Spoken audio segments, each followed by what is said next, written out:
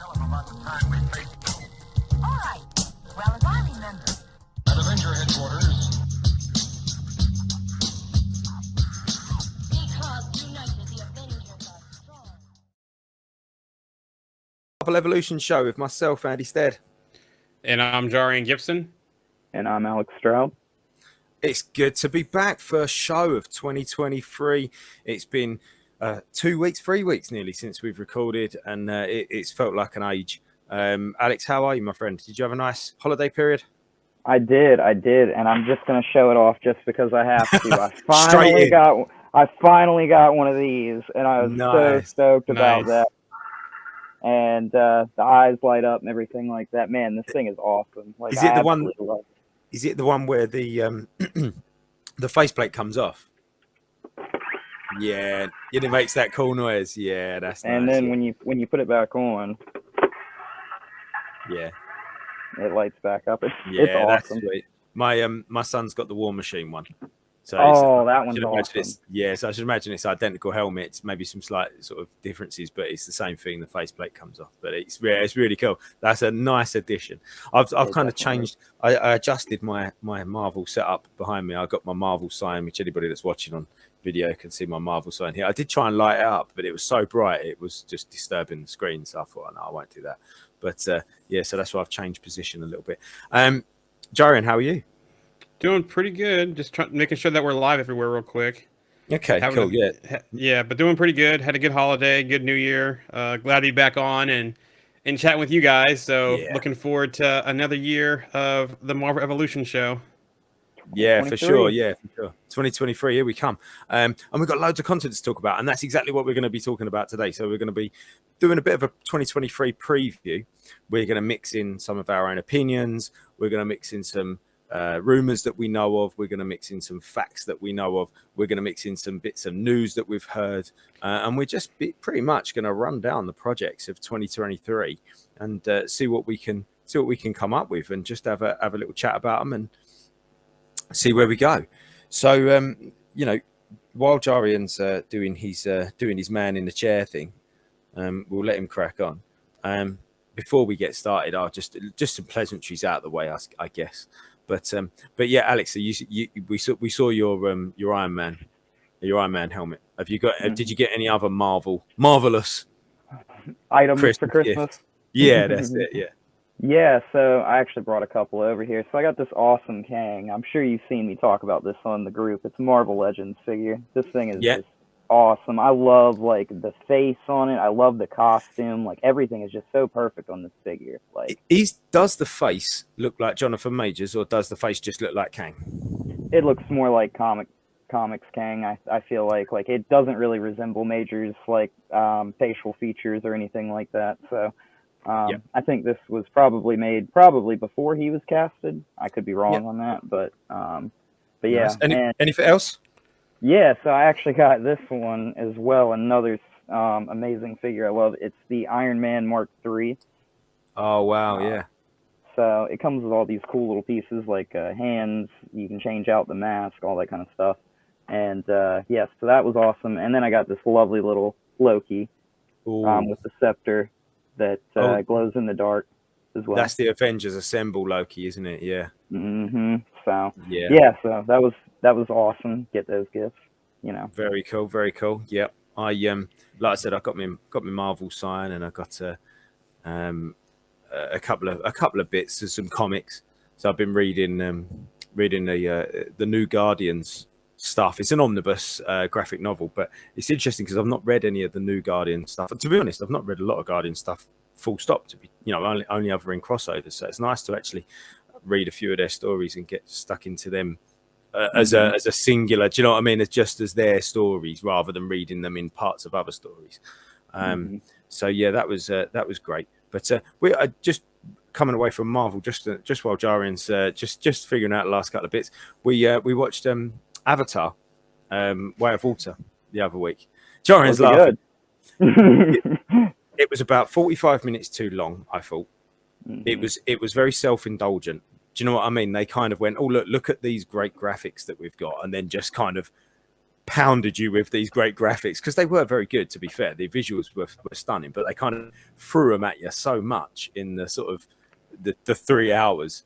It was like some of the scenes just felt like they were like every scene was 5 minutes too long. And the story was simple. I remember the last time we was on live, Joe, and you said the story was quite simple and quite basic and similar to the first one, which it is. But without ruining anything, it is a similar story. But it was enjoyable. I will say that. I'm still one of the 5 people to not see that movie, the first one or the second one. Well, I only saw it because it was free, so that's the reason why I saw it. And then my son usually loved those movies, and he was bored. He was playing the aisles. He's like, "Can we go yet? Can we go yet?" So, my son usually that kind of stuff will be very attentive to it, but he just could not get into this new Avatar film. And it just, like I said, it seems like it's the same story as the first one, told a slightly different way. And the next story is going to be with the Fire Tribe, which is probably going to be the same story as the second one, told as a different way. Slightly different way. Yeah, that's it. There's not much. I think, like you said when we was on live last time, it's not a very sophisticated story, is it? It's quite a simple story. So I guess it does rely heavily on these, and they are very, very good. I guess they do set the bar for the CGI, because it is excellent. And actually, I tell you what always makes it for me, what I notice is when I forget that I'm watching something that isn't real. Do you know what I mean? And that sounds ridiculous when you're thinking about 9 foot tall blue aliens, but there was a few moments where I was like, oh yeah, of course they're not real, and that's actually how good the CGI was. So mini round of applause for how good the CGI was there. That was it was very good.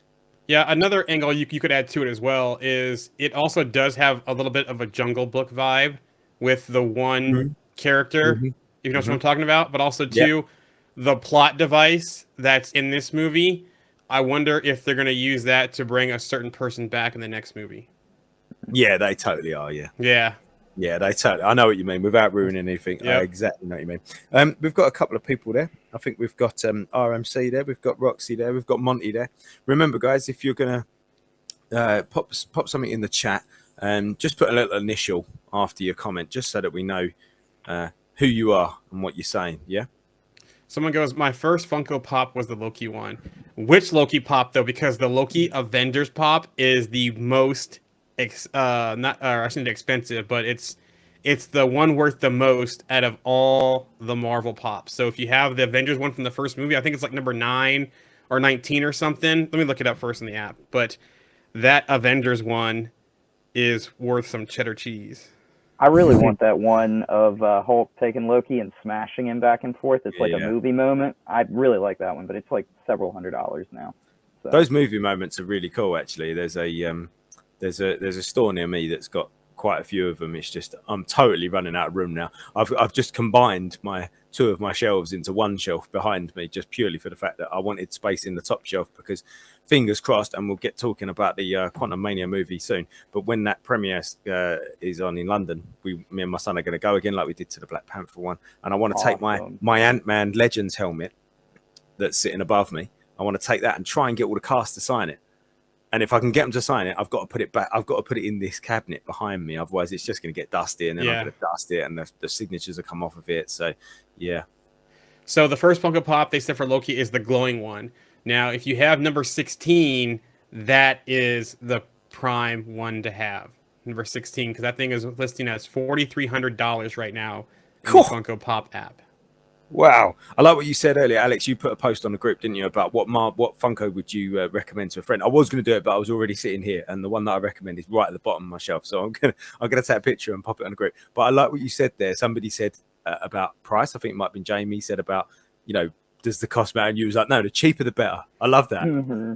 Yeah, and I mean, like, I'm kind of getting my friend here into collecting Funkos. So, like, he bought a baseball pop as his first one because he loves baseball. And so I was kind of like talking to him. I was like, oh, we got to get you some movie pops. We got to get you some like Marvel pops, But he also likes The Office, Star Wars. There's just so many different Funkos out there, to be honest, that you can find, and it's mind blowing when you actually think about it. We'll have to see if we can get Paul Scardino back on.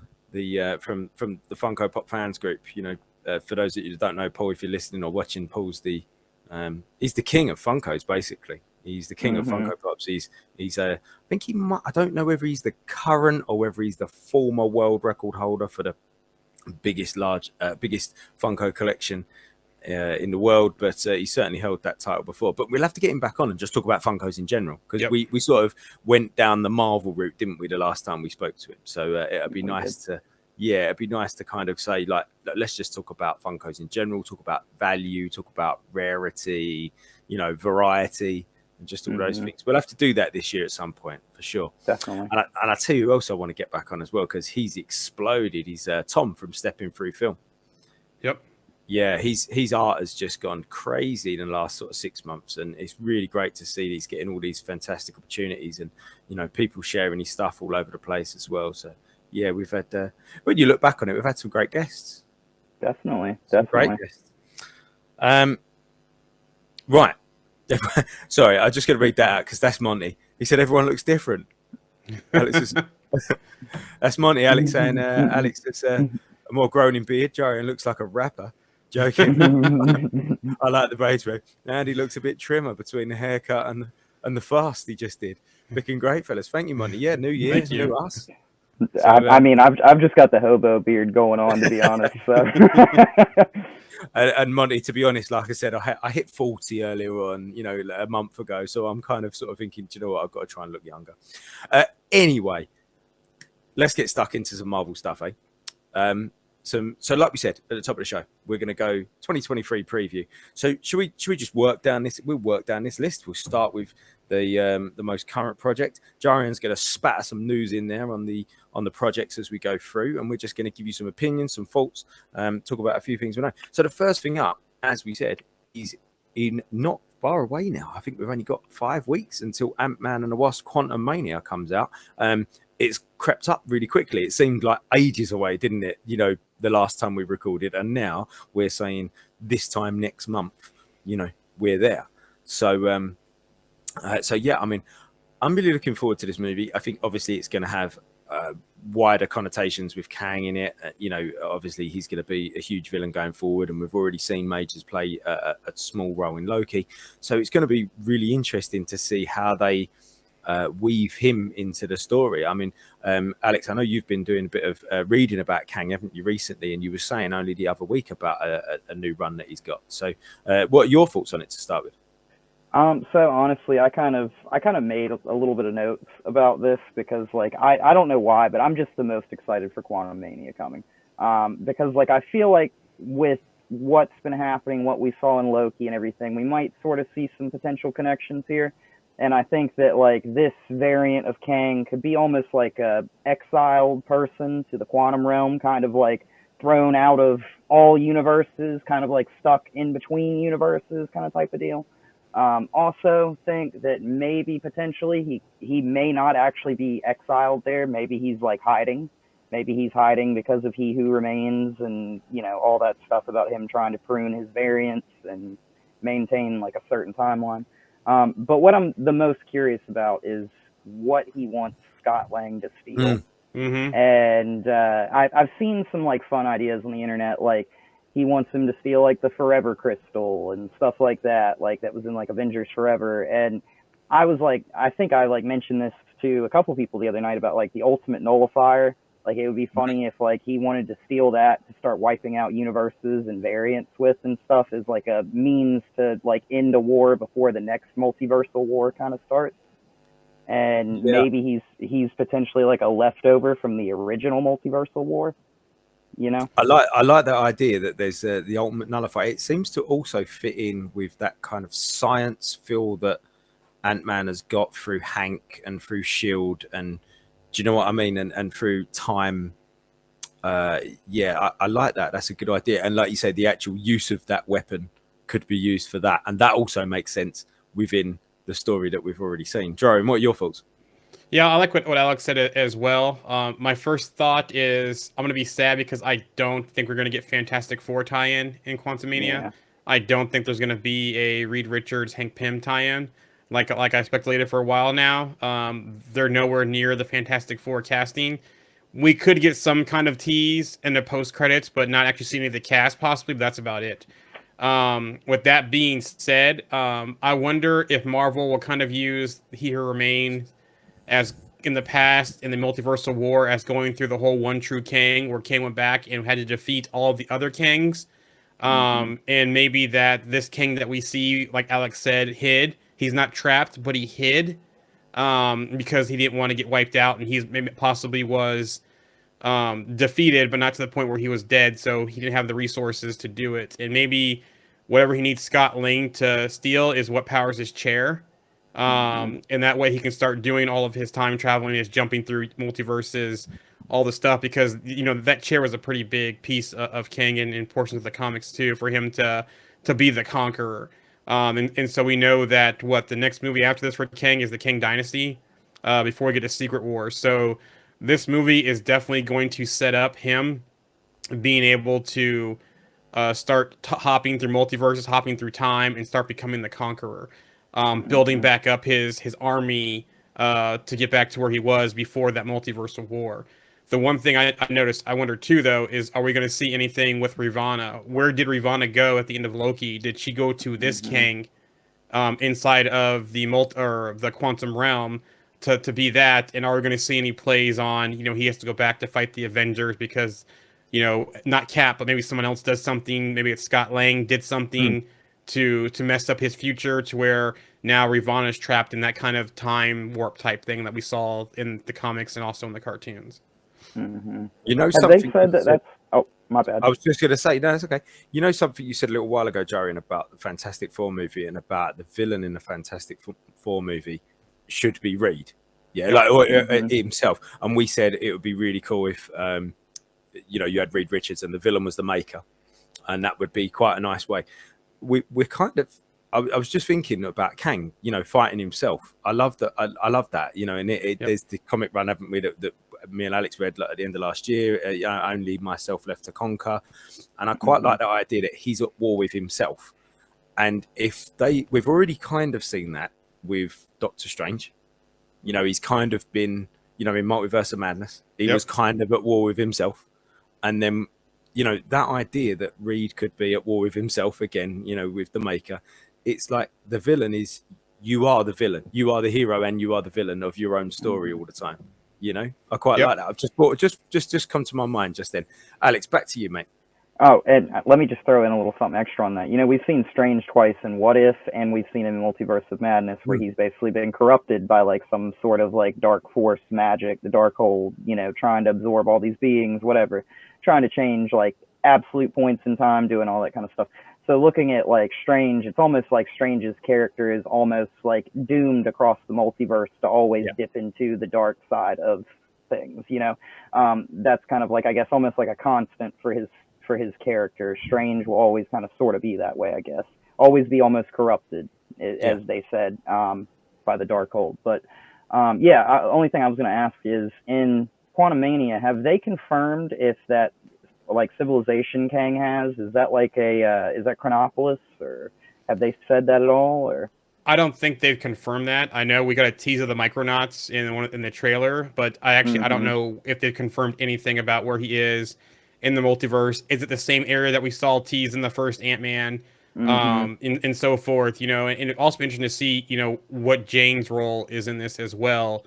Or Janet, I'm sorry, Janet. Jane. Janet. I was just about to. I was just about when I knew what you was going to say, and then you said a different name. I was like, "Who's that?" But I think she knows a lot more than that we know that she knows at the moment. And Jane with a T, Janet. And also, what is Bill Murray's role in this as well? Is he the one having the piece that Kang needs? Did He Who Remains entrust him with this technology, or did he come across it after the whole multiversal war went down? What role is he going to play? So it's going to be very interesting, these roles in there and what the dynamic will be inside of this movie. Could everybody in the QR be leftovers from like the previous multiversal war? Possibly, potentially. Like you say, leftovers, like discarded. Like the war happened and they all got sort of shoved to the quantum realm. So let's get to the chat real quick to catch up here. So one person's comment, so excited for it. Let me see. Definitely looking forward to this movie for a long time. Can't wait to see Kang proper. The next chat, Andy is incorrect. It is taking forever for Contumated to get here. The lack of new content has me so bummed out lately and in withdrawals. I hear you. Same.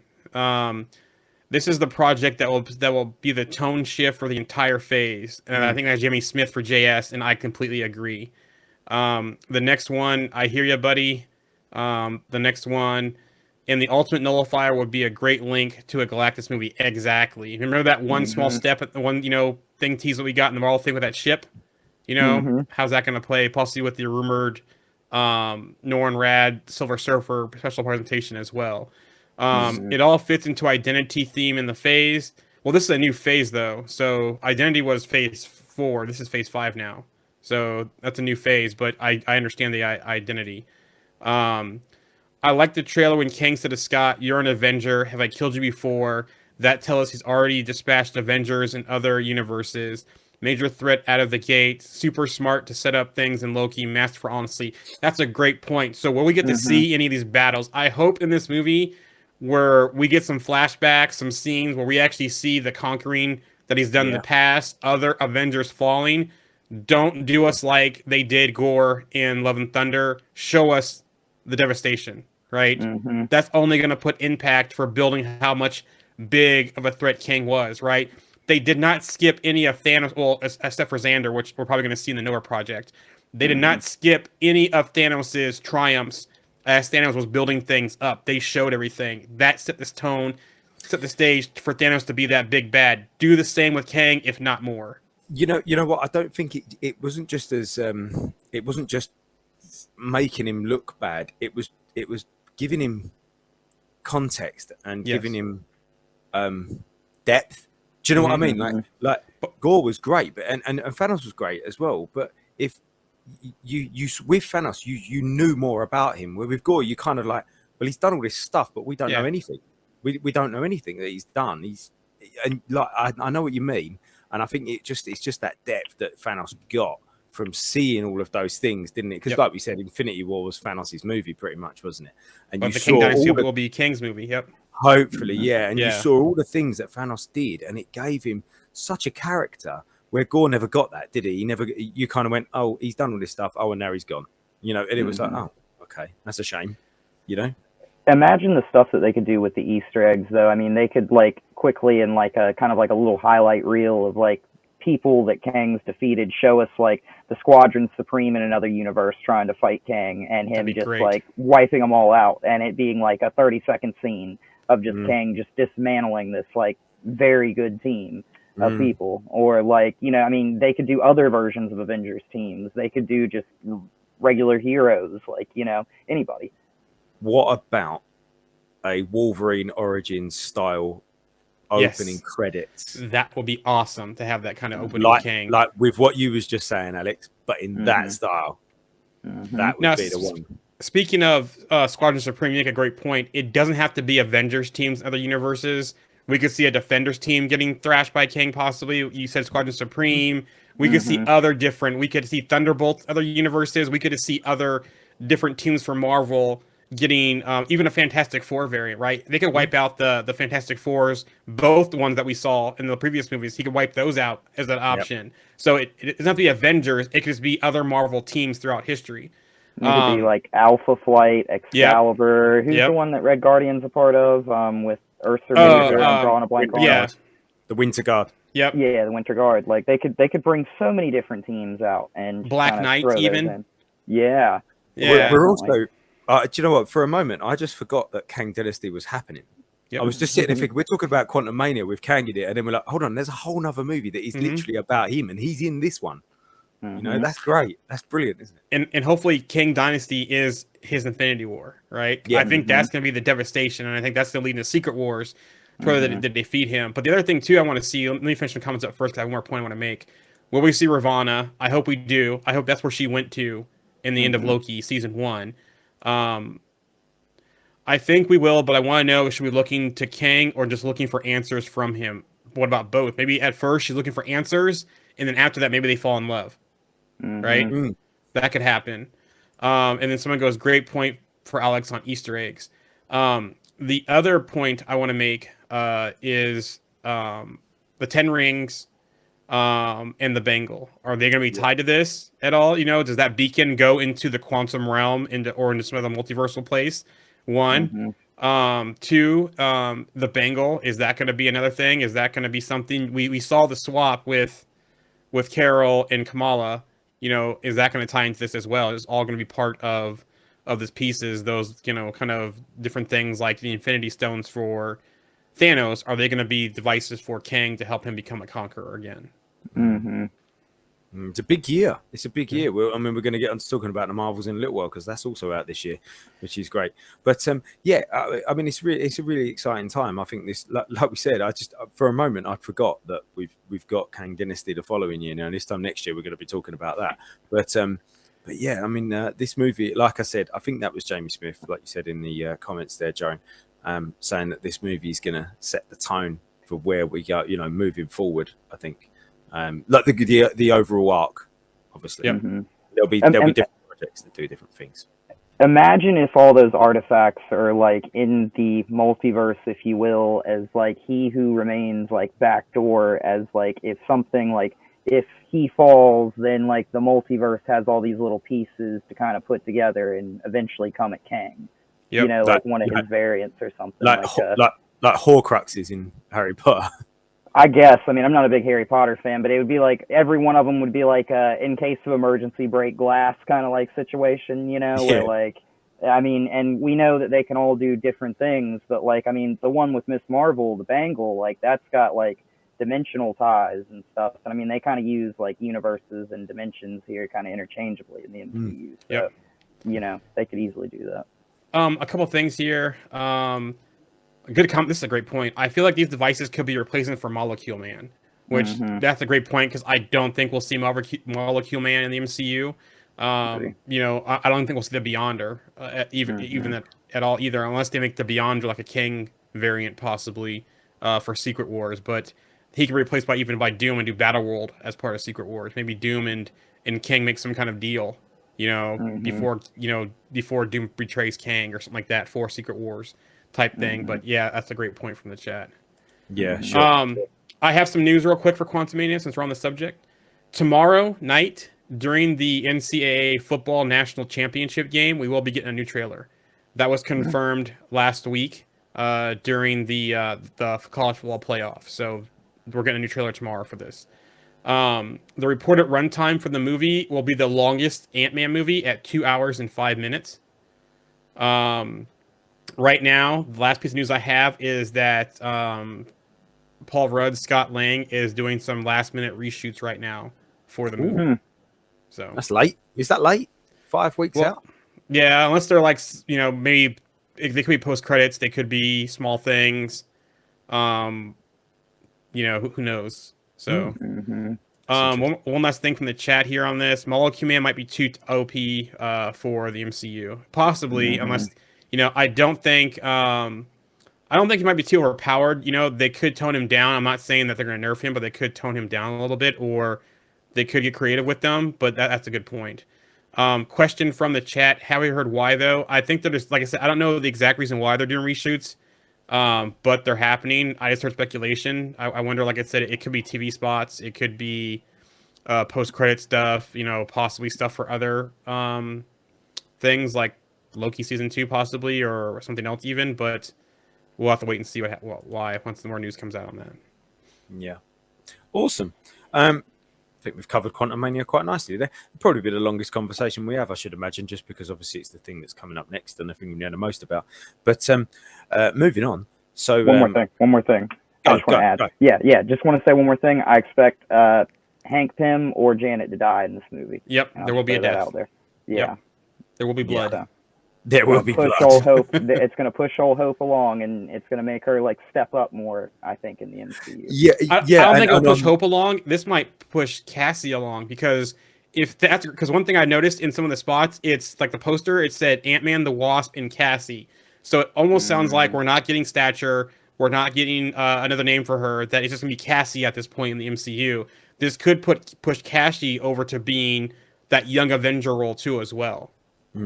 Yeah, okay. I mean, I've been saying for a little while about whether we'll see, because obviously the Wasp was huge part of the Avengers team. She led the Avengers for a long time and was a founding member, and she had a big role in it. And obviously, Wasp in the MCU has just been a bit of a side player at the moment. So it's also Janet versus Hope too as well. So that was Janet in the comics and the cartoons. Yeah. Yes, very true. Yeah. But that'd be interesting to see, like you said, if Janet does die, whether that or Hank or whoever, whether that pushes Hope or Cassie or both of them or one of them on, for sure. Moving swiftly on, something I'm really excited for, which is Secret Invasion on Disney Plus, which is coming in the spring. We don't know an exact date. We can assume maybe the end of March, but Secret Invasion will be out soon. We've seen that one trailer of it.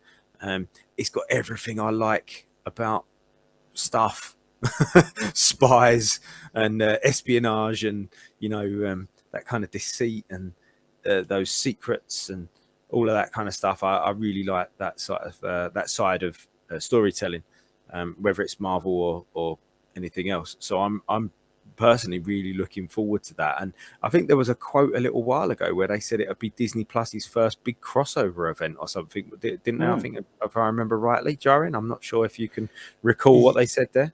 Yeah, there was something along those lines. I'll have to go find it again, but you're right, it was something along those lines about that big crossover event. Yeah. But I wonder if that's a reference to all the talk about Secret Wars is going to set up Armor Wars. So I wonder if it's because of that. Yeah, potentially. Yeah. I've got. I'm sorry, Secret Invasion. Secret Invasion. Yeah. We knew what you meant. It's okay. Yeah.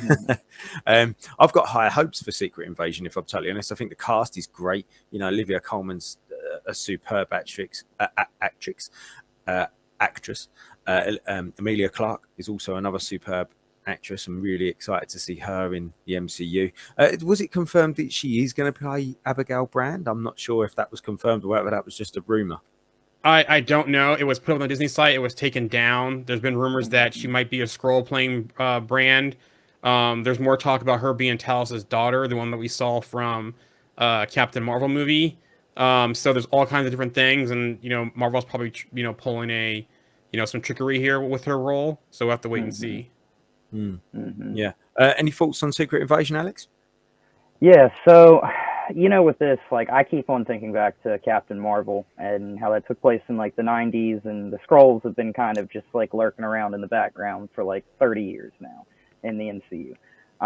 So it makes me think. I know that some of them came here because they were looking for refuge and stuff like that to Earth. So they came here. They had that whole discussion with Captain Marvel about they're not. Some of them, there's I guess a split between the Skrulls where some are evil and some are good. But anyways, my point is I almost feel post blip, the first snap, we had Skrulls replace people in governments around the world, take people's lives and pretend to be them, and their lives kept going. So when people returned, we're going to have, maybe, I think this would be a cool idea, we have all these people now that their lives just continued for the last 5 years with somebody else impersonating them. These people have been in government, they claim, hey, I'm this person, this other person claims they're that person. It's going to cause all these issues. We're going to have world governments that probably have Skrulls in these governments. And you're never going to know if the person standing next to you is somebody you can trust. And that's the scariest thing in the world. And that scene where they show in the trailer that one person stands up and everybody sitting around them, are all Skrulls. You're oh, wow. And that's genuinely terrifying that you never know the enemy that you're fighting, because it can literally be sitting right next to you and you never even know it.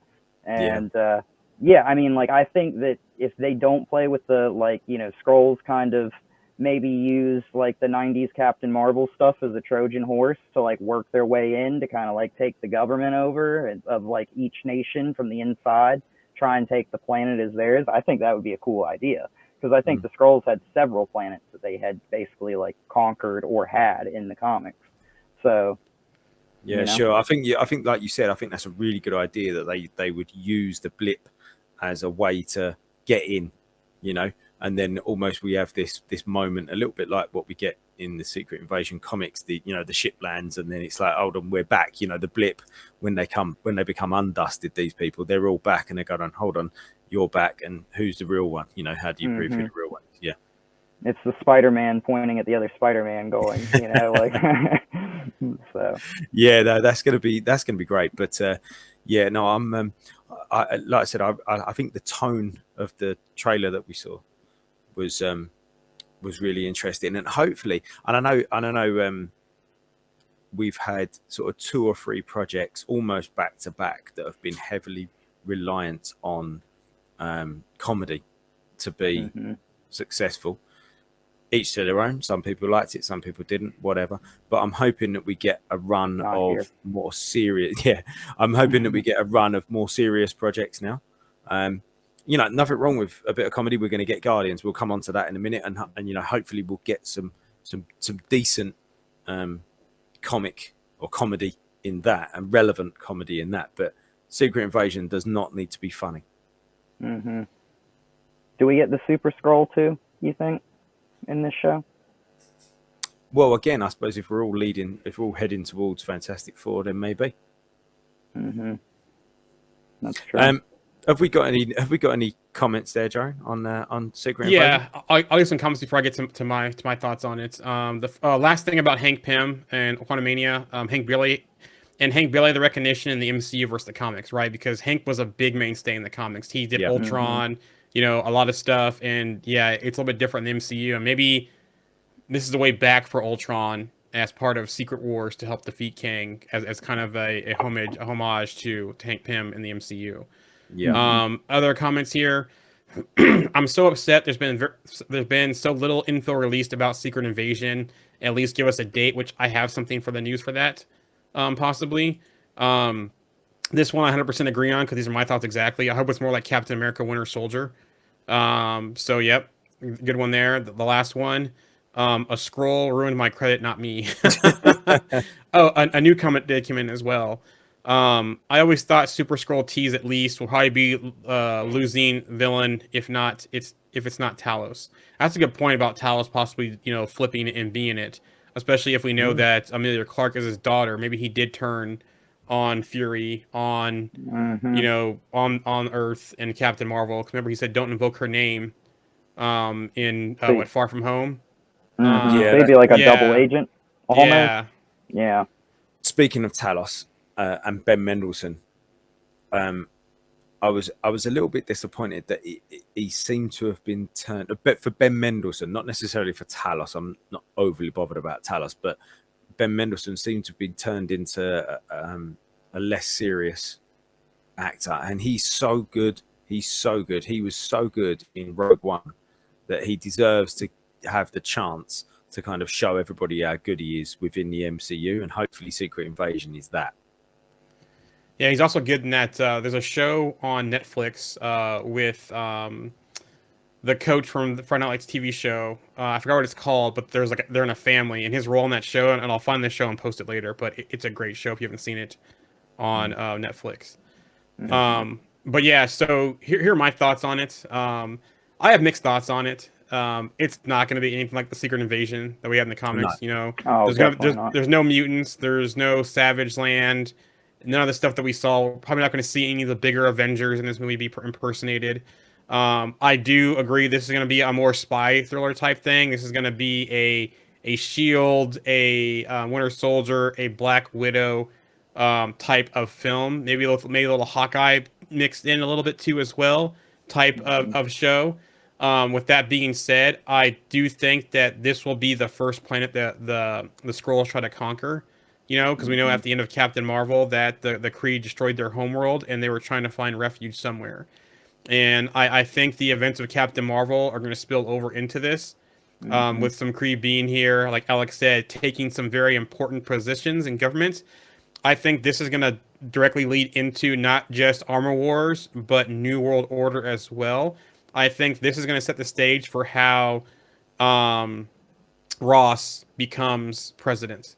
Because I think the president and the vice president are going to be Skrulls, and with the line of succession, that he ends up becoming the president or taking over the presidency because of that. Because we had a lot of Skrulls in our government. Because he's still Secretary of State, right?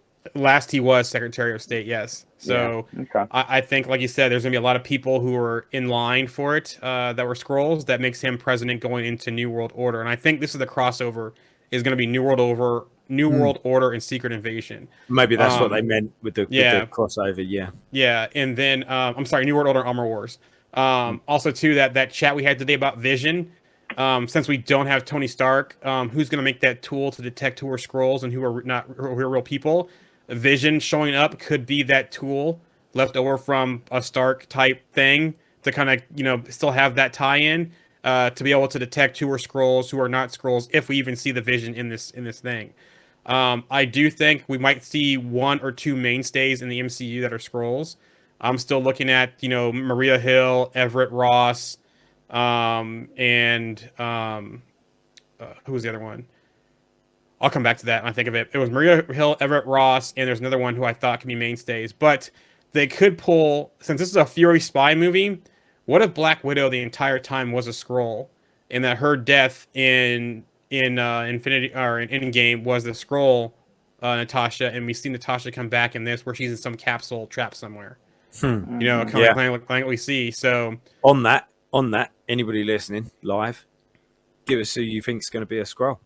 Yep. We want to hear it from the chat as well. Or a Skrull assassinated the president. Yep, that could happen as well. But yeah, I definitely think we'll have some mainstays that'll be Skrulls. I can't think of another one. It wasn't Coulson. It was somebody. I think Alex, you said Coulson. Rhodey. Yeah, Rhodey. That's who it was. Thank you, Rhodey. We had that conversation. Yes, I think Rhodey could be a Skrull, especially with leading into Armor Wars. Armor Wars is no longer a Disney Plus series; it's a movie now, and to make that bigger, and like I said, there's going to be some tech out there that makes Armor Wars a much bigger play. So, I think we said, didn't we, a little while ago about Rhodey and about Don Cheadle and being that sleeper Skrull and not that deep line sleeper Skrull who doesn't know that he's even a Skrull, and then you see him having that identity crisis, and I think Don Cheadle would be able to pull that off absolutely brilliantly, almost having like a breakdown about the fact that he didn't know that he was a Skrull and how he doesn't know who he is, and he thought he was this army colonel, and actually he's not. He's just a spy. He's just a tool for this different race, and I think Don Cheadle could handle that really well. So someone's going with Coulson, son of Cole. Son of Cole. Son of Cole. Yeah. And I agree. I do think Super Skrull could be the villain if not teased. And who knows, maybe Talos ends up being the Super Skrull in this. He could have been the double agent the whole time. But I also want to see, there was that tease that we had in Ms. Marvel with damage control, that saying he said we haven't seen those abilities before. So we definitely know there are some Skrulls already in damage control. I don't think the male agent, I can't remember his name, is a Skrull. I think the female agent was a Skrull. Because remember what he said to her? And they both could be Skrulls. But remember the talk he had with her about her going rogue, and he's like, we put you in this position, blah, blah, blah, this and that. I think she's a definite suspect for being a Skrull. And maybe some humans know there are Skrulls and are using that to their advantage as well. So they have that scene in the trailer with the Skrulls, like it looks like they're in body bags, and they like open up one of the body bags, and there's like a dead Skrull inside of it. And every time I see that scene, it makes me think of like a handful of things. Either those are like Skrulls that like went through like the Super Skrull like treatment, and they were trying to make one, and then they die. Come back, Alex. And this Alex, is like other Skrulls like showing that, Yeah. Well, can you not? No, you're back. Yeah, you're back. Yeah. Okay. Okay. But yeah, so they're like giving these Skrulls like the Super Skrull treatment, almost like a super soldier serum that doesn't take kind of type thing, and then they die. Or these are captured Skrulls that they're like trying to figure out like the anatomy of and figure out like how do we combat this problem that we face now. It's almost like that that scene in the comics where you see what's her name? Elektra, and that she's dead there, and Tony, was it Tony that found out in the comics, if I remember correctly? Yeah. And that she's on the table laying there as a Skrull, but she's in Elektra's outfit. I wonder if that's the similar scene that we're seeing in the trailer. Yeah. Or how do we steal the power? Let's face it, governments want to probably steal their power, won't they? There's also a new Secret Invasion comic run out at the moment as well. I think we're on an episode. The words evaded me. Issue, thank you. I think we're only on issue 2 or maybe 3. I'm not sure, but yeah, there's only been a couple of issues out so far. But I think I'll probably wait until The run. everything's out. Yeah, the run's done, Yeah. and then I'll get it all. I'll do the same yeah, thing it's- with Marvel Unlimited. Once it's all on there, I'll go through because I can't stand reading part of a run and then waiting for Marvel Unlimited. I did that with the Death of Doctor Strange. Never again. I'll wait till the whole run's there so I can just read right through it. Oh, I did finish that off, by the way, and I did enjoy that as it happens. Good. That was really good. Yeah, I really like the murder mystery aspect of it. That was great. And I also watched the change of the subject completely. Glass Onion, which is really, really entertaining as well. If anybody's not seen that, but murder Haven't mystery. watched it yet. Yeah, murder mystery. Yeah, Wednesday, a murder mystery. Murder mysteries are all over the place at the moment. I think should we move on from Secret Invasion? What have we got next? Have you got I any have one news piece for of Secret news, Invasion? yes. Yeah, go for it. Yeah. So my only one piece of news for Secret Invasion is that there's been a lot of chatter that the first episode I'm sorry, I can't talk. The first episode is expected to drop in May. In May. Yes. Okay. All right. Okay. So Like I say, they did say spring, so May is spring. from the chat, they agree with you, Andy. Glass Onion was awesome. I need to watch both of those movies. I haven't seen either one. Yeah, watch them. They're really entertaining. And just because we're on a Marvel podcast, you've got Drax, you've got Colleen Wing, you've got Bruce Banner, you've got who else? Daniel Craig, who was supposed to be in Marvel. Got Daniel Craig. There's somebody else is evaded me, but yeah. So there was some Marvel stars in that one. So moving on, and it's just project after project. Guardians 3 he's hitting us on the 5th of May. So again, that's not very far away either. This is something I'm really looking forward to. Yeah. Oh yes, thank you. Yeah, Agatha was in it. Chris Evans too, maybe. Yeah, no, Yeah. Chris Evans. Sorry, Chris Evans was in the first Knives Out, but yeah, what's her name? Catherine Han. Catherine Hahn was in Glass Onion. Yeah, there you go. Agatha was in it. Thank you. Hey, real quick before we get to Guardians, that show on Netflix is Bloodline Bloodline. with Ben Mendelsohn. Oh, okay, gotcha. Bloodline. Yeah, right. it's Bloodline. It's really good. It's a couple seasons out there. Go ahead and watch it. Excellent. Cool. So Guardians. I'm really looking forward to this. I think this is going to be. I'm hoping that they can that Gunn hasn't kind of. I don't think he will. I don't know what to think about him really, to be honest. But I'd hope to think that he's at least professional enough to just not ruin a project before he leaves to DC to ruin that. I don't know. I'm not sure, but I've got a feeling this is gonna hit a lot of people right in the feels. This one, and that's kind of why I'm looking forward to it. I think I'm not sure there'll be dry eyes coming out of this one. Mm-hmm. Yeah, I feel like we're going to see Rocket probably come within like an inch of his life in this, and they're not going to be able to save him. So they'll probably like venture to the High Evolutionary to try and like fix him or save his life, and that's how we maybe get to the High Evolutionary in this movie. That's an interesting take on that. Yeah, I didn't think about that before actually. Yeah, that's interesting. I was sort of thinking Rocket. Yeah, he's gonna cop it, but I was thinking at the end of the movie. But maybe it happens at the beginning of the movie, and that's why. Yeah. But I think they're going to flip the rug out from underneath us, and they're going to have him like get fixed or get better and then die at the end of this movie trying to save everybody. And then you're going to be like, oh, wow, because it's going to hit twice as hard because he's a raccoon and he's actually like a lovable character. So it's like animal abuse mixed with like a character dying. That's why Cosmo's being brought in. I guarantee it. Yeah. So a replacement, like an alternative for the team. Yeah. So as I said at the top of the show, I've started reading a little bit of the newer Guardian stuff, and it follows on from the end of the Thanos Imperative when Peter Quill and Nova basically it's like a suicide mission at the end, and they both end up dying. But Quill doesn't actually die, and he comes back in this, and he kind of gets reinvented. And I wonder whether we're going to see something like that. And then, so he's not actually dead, but he has this big sort of moment at the end of the movie where he sort of sacrifices himself along with Rocket, maybe. But Quill comes back because he's half celestial, as we know, and that's something else we spoke about recently, wasn't it? The fact that is that going to play any part in this movie, this sort of half celestial part of him. If they don't use the fact that he's half celestial for something in the Celestials like realm in the future in some movie, then I feel like that's a missed opportunity. Is that still a factor though with Ego being dead though? 'Cause remember that what he warned him about: if you die, you lose your powers from me. Yeah. Okay. Yeah. Fine. So, But I mean, they but could always was do that thing, that he could was that- awaken his light or whatever. Yeah. You know? or maybe Mantis plays a role and helps him awaken his light Mhm. in this, him being his sister, Mhm. her being his sister. Maybe she helps him do that. Maybe that was just Ego saying a way to try to save himself before Peter killed him. And we know that the Celestials have those giant bodies that basically like contain energy. And I mean, like, I hate to say it like this, but that's what Ego was. He was a planet Yep. that contained his Yeah. energy and his you're essence. right. And the human body is very much like, I mean, we contain energy in our bodies. So, I mean, it could just be like a form change almost for Peter, you know? Yeah. So, are any of you guys Star Trek fans at all? Yeah. My dad is. Do you ever watch Star Trek: The Search for Spock?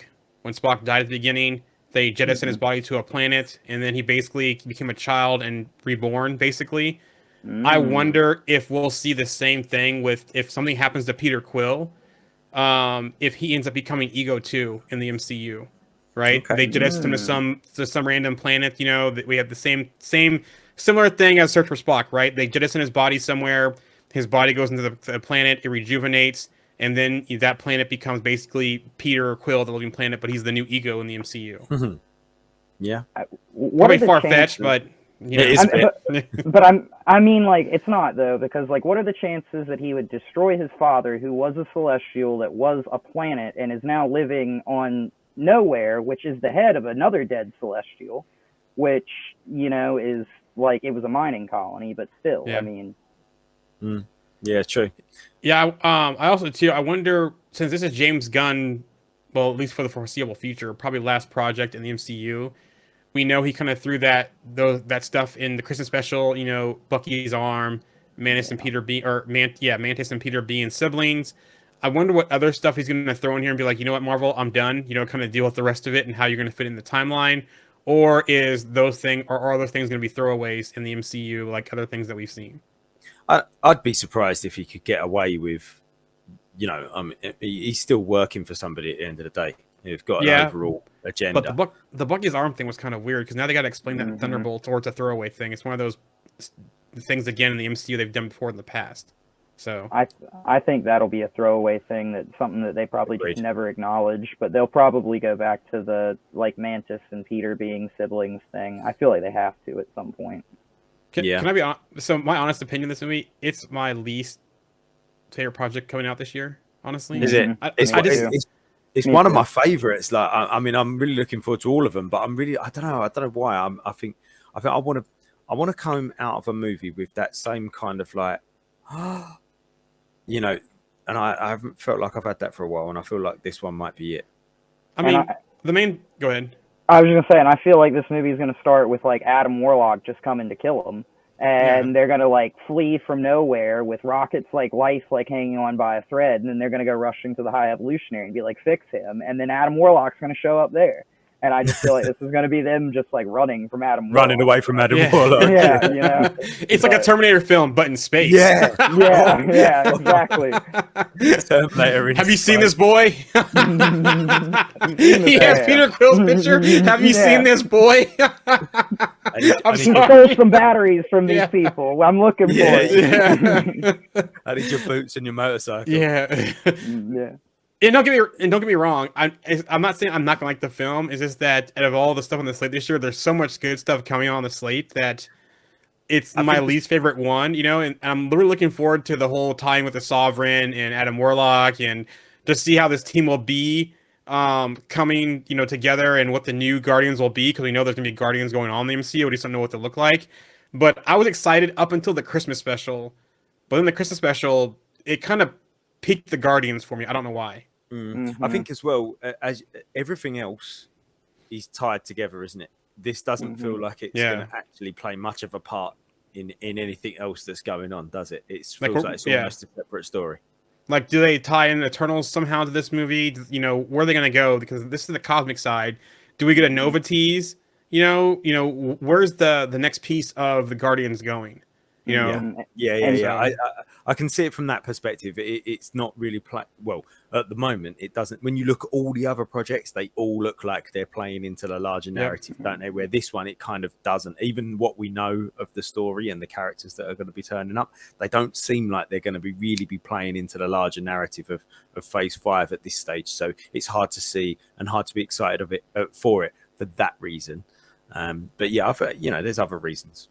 And it would be a cool little thing if they threw in that Adam Warlock was also like helped created by the High Evolutionary with the Sovereign, because like he was meant to be like a perfect version of the Sovereign, you know. And then they build that connection in this movie with like him, Rocket, like all these people, and then have the High Evolutionary basically like affect certain things like in the background of the MCU that we don't know. That's a great point. The chat here. So this must be from RMC about Chris Evans and Knives Out, Glass Onion. His name is Ransom. Also, LOL. Don't hear that very often. Yeah. For Rocket, they're saying that Adam might get his hands on him. This is a good point about deaths. This is a good conversation. I say Nebula and Mantis live. Everyone else dies. That's a great point. Except the one thing I disagree with Rocket. We know Rocket can die and be reborn. So I don't think they're killing off Rocket. I think he's staying. I mean, not Rocket. I'm sorry. Groot. Yeah, I'm sorry. Yeah. Groot, he's died before. They brought him back. He's gone through the whole growing stages. So I think Groot is going to. They're not going to kill both Rocket and Groot in the same film. So I definitely think Groot stays. Nebula, she's my favorite Guardian in the MCU, honestly. Yeah, me too. So I hope she doesn't die. But yeah, like I said, they could do the same with Quill. He could, Spock type thing with Quill. Rocket, I think, is done. Drax, especially with Dave Bautista's comments in his interview lately, he's done the MCU. We know he's done the MCU, and I think, Drax, they could not kill him, but they send him off in the sunset. Maybe he finds his daughter, and we get Moondragon in the MCU going forward as part of the new Guardians team, with the way they could bring him back in the future if they wanted to. So yeah, what are your guys' thoughts on deaths? Yeah, I think that I think that we might see the end of. We will see the end of Rocket. I'm almost positive of it. I mean, it's almost too much of a big opportunity to not literally pull everyone's heartstrings out and flush them down the toilet by doing that. I know what you say about Groot, and I'd like to see Groot, if he's not necessarily killed, I'd like to see him go through an evolution and come back a bit more gnarly, a little bit more like he was in the first Guardians. I really enjoyed that kind of older, kind of haggard look, and a bit more. He seems a bit too polished at the moment. I get it, because at the moment, especially in the holiday special, he was like a sort of a jacked sort of Jim Meathead, wasn't he? Yeah, but yeah, and I think that I think Quill might die in some way, maybe just temporarily. And I think that might be it. I think we will see Drax leave. Like you said, everything's leading towards that, but you might be left with just like a new team.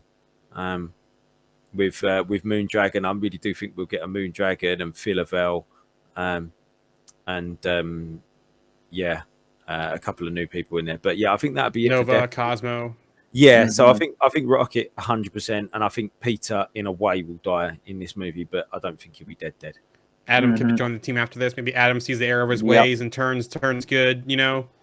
And I feel like Adam's gonna probably kill Drax right off the bat, like early on in this movie.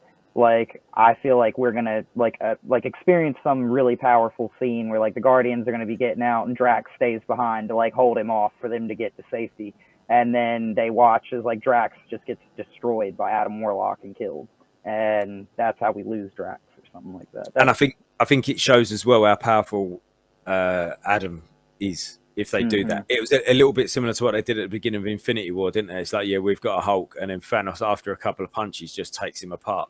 Yep. More things in the chat here. Bucky will make a joke or comment about it at some point, I bet. The special was just okay to me, not bad, but nothing to write home about either. That's my comment. I think they peaked at the special. Could Gamora be part of another team? Starkar's team from Volume 2, which they do show her leading the Ravengers in the trailer. So what happened to Kraglin? Does he step down? Does one of his wives get him? That we know he likes marrying people. Does he settle down somewhere? So yeah, so she is the new leader of the Ravagers that we know about from the trailer. What was been said about this movie, so that's interesting. Also, someone goes only Drax, I think, as far as the death. And with that, I do have some news about Guardians. So Do it. Gunn is hinting at death. He responded to a tweet, and he said, "Not really an end of an era, as Marvel will continue making Guardians films and including the characters in films like Thor: Love and Thunder." So it does seem like we'll get some Guardians left over, and there'll be in other films, and we'll have a new Guardians team. From his, oh, I'm sorry. The tweet was, hold on, let me start over. The tweet was, "Not really end of an era, as Marvel will continue making Guardians films and including the characters in films like Thor: Love and Thunder." Gunn responded to the message simply saying, "Not all of them," which means to imply not all the Guardians will survive 2023 movie in order to make further MCU appearances down the line. So, like I said, they'll be in other films. Like, I wouldn't be surprised if Groot ends up with with Asgardians or Thor, because they kind of build in that relationship in game. I wouldn't be surprised if we see, even who else could go off in somewhere. Nebula could go off in somewhere else, maybe possibly. Nebula and Gamora tie back up, and she goes off with the Ravengers. And like I said, we see an entirely new Guardians team. So Mantis might be the only one left on the Guardians team after this, and everyone else is just scattered, the ones who survive. Yeah. Yep. Okay. Any last thoughts on Guardians? You got any more news there, Joe? Not for Guardians. Okay. Well, the next one. But real quick, Right. though, Go on. since we got to Guardians, so Fandango did a audience poll of top 10 most anticipated blockbusters of 2023. The top 3 were all Marvel. Guardians of the Galaxy Volume 3 was number 1. Across the Spider-Verse was number 2, and Ant-Man was number 3. So Yeah. there's that. It's no surprise. It's no surprise. I mean, it's good. We've got to be careful at this point, actually, because like almost everything's becoming Disney, and then when everything's in one sort of place, that it's not a healthy. It's not a healthy place to be. So I say we've got to be careful. There's not a lot we can do about it, I guess. But yeah. Moving swiftly on. 28th of July. Something that Jarian has just said that he's going to be anticipating is the Marvels. So yeah, I mean that'll be tying a lot of things together, won't it? A lot of stories together. We've got Monica Rambeau returning from WandaVision. Yeah, and we've got Kamala Khan returning from Miss Marvel. We've got Carol returning from her sort of movies and franchising appearances. Last time we saw her was in. We saw her in that little end credit scene in Miss Marvel, but the last time we heard her speak much was in Shang-Chi, talking about the rings and the beacon. Obviously, we had that swap of people where they are, and her and Kamala, swap places, and Monica Rambeau being said that somebody needs to see her by a scroll. So there's a lot going on in this movie. So I'm quite excited to see how they sort of bring it all together, really. So. Any thoughts, Jarian? I know you've got some things to say about this one. Yeah, I know that Brie Larson, gets a lot of flack on social media and stuff, but I'm actually really looking forward to this. Miss Marvel was one of my favorite Disney Plus series, and the way they tie together with that, and the whole thing with them switching places and the bangle and that kind of stuff. I want to know how they switched. Did she find the other bangle somewhere? That beacon that we talked about at the end of Shang-Chi, when she's like, "I gotta go," and takes off in that post-credit scene. Was it post-credit scene or was the ending? Post-credit scene. Yeah. Post-credit scene. Was she out searching for that location? Could the bangle not even be tied to Quantumania or to Kang at all, and be tied to something else? Are we gonna get the McLaurens? I think that's the people, the McLaurens, or the people who have the 10 rings. I know what you're talking about. Yeah. I'm going blank on their name, but is that going to lead to her planet? Where was she? How that happened? So I'm looking forward to it. I'm also wondering too is what's the relationship going to be between Monica and Carol, because we know there's a sore subject with with Maria Rambeau and her passing. Did Maria actually pass though? We never saw it. Off-screen deaths again. Also want to see the dynamic between the three of them as well, with Kamala coming into the mix. And I'm still wondering, are we going to get any kind of tease to the Blue Marvel? Because the movie is called The Marvels. Why not Doesn't introduce him mean- in this movie? Yeah, it Why doesn't not mean there make has to another be one? 3 of them. Yeah, why not have another one in there? That doesn't mean it just has to be the 3, does it? So- Yeah, and it's rumored, and a lot of the rumor out there and chatter with stuff coming out from promotional stuff, not with the movie, but just around Monica Rambeau. It does sound like she'll be Spectrum as her cosign, her call sign. So Talking about rumors and news that's come out, there was a synopsis that I saw doing the Yep, rounds I got it. a while ago. Is that a real synopsis? Was it? from what I know, it is the real synopsis. I can go ahead and read it if you want. Yeah, go since for we're it, talking yeah. about it.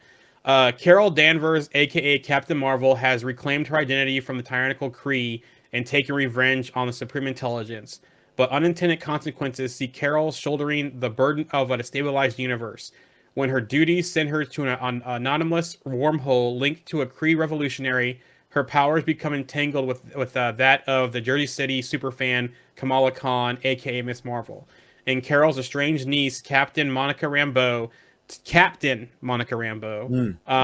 together, this likely trio must team up and learn how to work in concert to save the universe as the Marvels. Now, there is a heavy rumor too.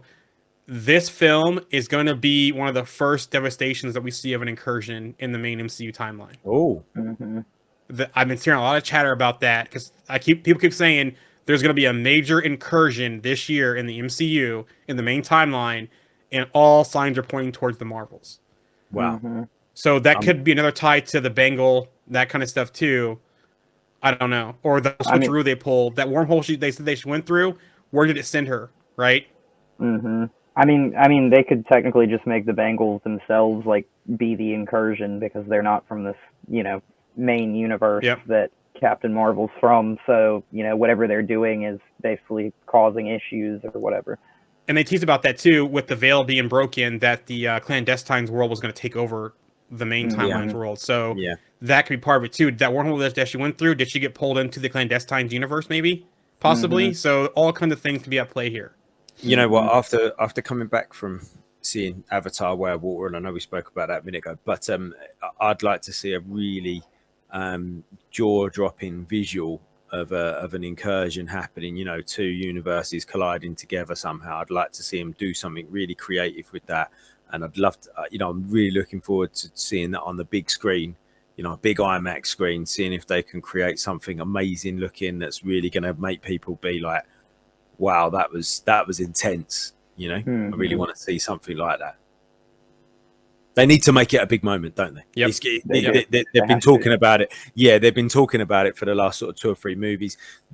Secret Wars is all about incursions like this. If we're the first one we need to see needs to make people go, holy crap, this is serious. This isn't just a word. This is going to end all things if it's not sorted out by somebody. Do you think they're going to circle back to WandaVision with Monica's engineer friend? Because we just saw a military person deliver that vehicle to her. They didn't necessarily say that was the engineer friend. Do you think that engineer friend could be the Blue Marvel? This movie, Very possibly. Yeah. I don't know much about the Blue Marvel. Is he an engineer? Yeah. He's very smart. He's very smart. So maybe. Yeah, maybe. And what's funny is they talk about incursions in Doctor Strange too, and I know that they use the term dimension and universe kind of interchangeably, but we know that Dormammu was going to come to this universe and try and consume everything. Yep. So that's sort of like an incursion. So and also just like Miss Marvel. Also, too, speaking of that, did Doctor Strange going to bargain with Dormammu cause an incursion? And that's why we saw Clea at the end of Multiverse of Madness. She tells him, doesn't she? She says she caused an incursion. Yeah. So was that it, or was it something different? Yeah. Yep. Yeah, sure. Thoughts on where it might leave Kamala afterwards? And when I mean where it might leave her, not necessarily where it might leave her character, but where it might leave her projects going forward. Do you think we might see her go back into another TV show, another series afterwards, so like a second series of Miss Marvel, or do we think we'll just see her be introduced into the movie world of the MCU? I'm not saying she'll never return back to TV or never make any cameos or anything like that, but do you think it's kind of like movie series, or do we think it's going to sort of propel her somewhere different? I think.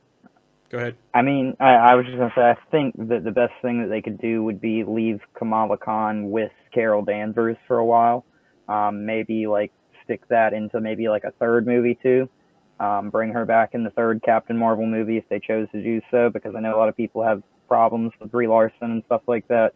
She tends to be, I guess, a little bit less likable, I think, than and I'm drawing a blank on her name, but the actress that plays Kamala Khan.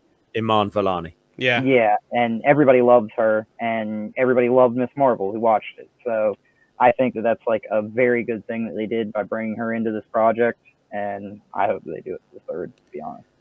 I'm gonna say why not both? You know, I love to see her go back to Jersey City, have a season 2 of Miss Marvel. You know, kind of see what the impact on the family is with her being a superhero now and her community, and that kind of stuff. We still have some things they left open, like Kamran and the other guy, the two friends that she had, were back together at the end of the movie. Bruno, yeah, Kamran and Bruno were together. Not Bruno. Bruno was in Pakistan. It wasn't Bruno. It was the guy that was part of the people that were protecting from the clandestine. There was the Red Dagger.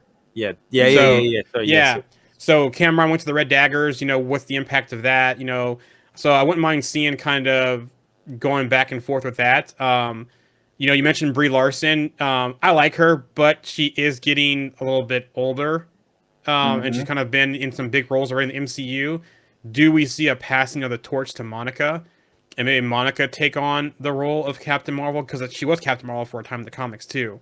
So do we see that torch passing? You know, does Brie keep playing the role? That's a good question. But as far as it comes to Kamala Khan, I kind of want to see her go back to TV. I kind of want to see her go in between TV and the movies, and do both. Okay. Do you know what I'd quite like to see? I'd quite like to see Carol's sort of circa Civil War II personality be teased in this, that kind of arrogant, like, I know what I'm doing and I know I'm right kind of attitude. Because I'd really like to see that story played out and played out well. I'm actually quite a fan of Civil War II. I thought it was quite good. A lot of people didn't like it, but I thought it was really good. And wasn't she on the opposite side of Captain Marvel too in that? Remember correctly? Kamala? Miss Marvel? Oh, that's a test. I can't remember. Maybe. I can't honestly remember, Joan. But okay. I liked Carol's. I didn't like her. She was awful, but that's why I liked her. You know, her character was great, and I'd like to see that. And it's almost like Brie Larson almost going, okay, you want to hate me? Fine, hate me. I'm going to play this character, and you can hate me while I play this character as well, you know? Yeah, and I'd quite like to see Civil War II, that storyline played out after this, and it be a little bit more grounded. It's funny you mentioned that, because I was going to say that. I was like, the outcome of this movie, besides, you know, being something on the cosmic side, besides possibly being tied to, you know, Secret Wars or something else, this go into a Civil War II. Our first Civil War in the MCU was because of two friends, right? Two lifelong friends. Both, you know, and who's the main character? Captain America, right? So Civil War II, you have lifelong friends, Monica and Carol. Nice. You know, Civil War II, the outcome of the Marvels, Monica and Carol on opposite sides, and Kamala being stuck in the middle, and then bringing some other characters in for Civil War II. But what if Civil War II is about the arrival of mutants in general and how to respond to them, like publicly? I don't think it's the arrival of mutants, but I think it's going to be the fallout from Secret Invasion. Oh, okay. I see what you're saying. Okay. And that means Rhodey, because Rhodey and Carol were involved in the comics, right? Yeah. So at this time, Rhodey's like, crap, I got to choose sides again. And Rhodey and Carol could be on one side, and then, you know, seeing what other Avengers we have left be on different sides, and it could be this could be another thing that could be fallout from Secret Invasion, and even Armor Wars too, because she's involved with the Kree, she's been involved with Skrulls. It makes sense that this will be like the basis for Civil War II. Yep. Yeah, Okay. yeah, it does. Yeah, well, we got there in the end. That was great, Fury. Sign us up, Marvel. I have some comments. Yeah, I was going to say, let's go through comments. Marvels should be good, a real good. Looking forward to that more than I thought I would be. Got a taste of Incursions in Multiverse of Madness, but didn't really give us an attachment to it. Right? We saw the one with the One Strange, where he went to that. It was just him in the Sanctum. I like Brie. I feel like the negativity is so old and play out. I agree too as well. I don't understand. People just, there's certain people just ignore that noise. So that's Yeah, all that for we sure. have from the chat. I like that comment there though. They're right. Whoever said that about the we got a little taste. It was like a little teaser of Incursions. Like, look, this is the aftermath of one. You know, they jump. You know, Clear and Strange jump through the portal at the end, don't they? And you're kind of like, what's going on in there? And then like it's gone, and it's like, okay, show us one. Yeah, exactly. I want to see Let's one see actually this, happen. yeah, let's see this happen. Yeah, And that's why I love you said IMAX or 3D. Like if the Oh. Marvels, because my movie theater is very good about doing things in 3D when they come out. Like we saw Wakanda Forever in 3D, which some of the visuals for that were pretty cool. I want to see the Marvels in 3D. Okay. Especially think of an incursion, things coming at you and that kind of stuff. Amazing. That'd be great to see the Marvels in 3D. Be in there, be in the incursion. Yeah, for sure. Any more on the Marvels, or shall we move on? Because the next one's going to be interesting. I know Alex is going to have some comments on the next one. What is the next one? The next one, well, I say the next one. There's no actual date set for this, but I'm going to say that this is the next one. In the summer of 2023, we've got Loki season 2. Look at his face instantly. Boom.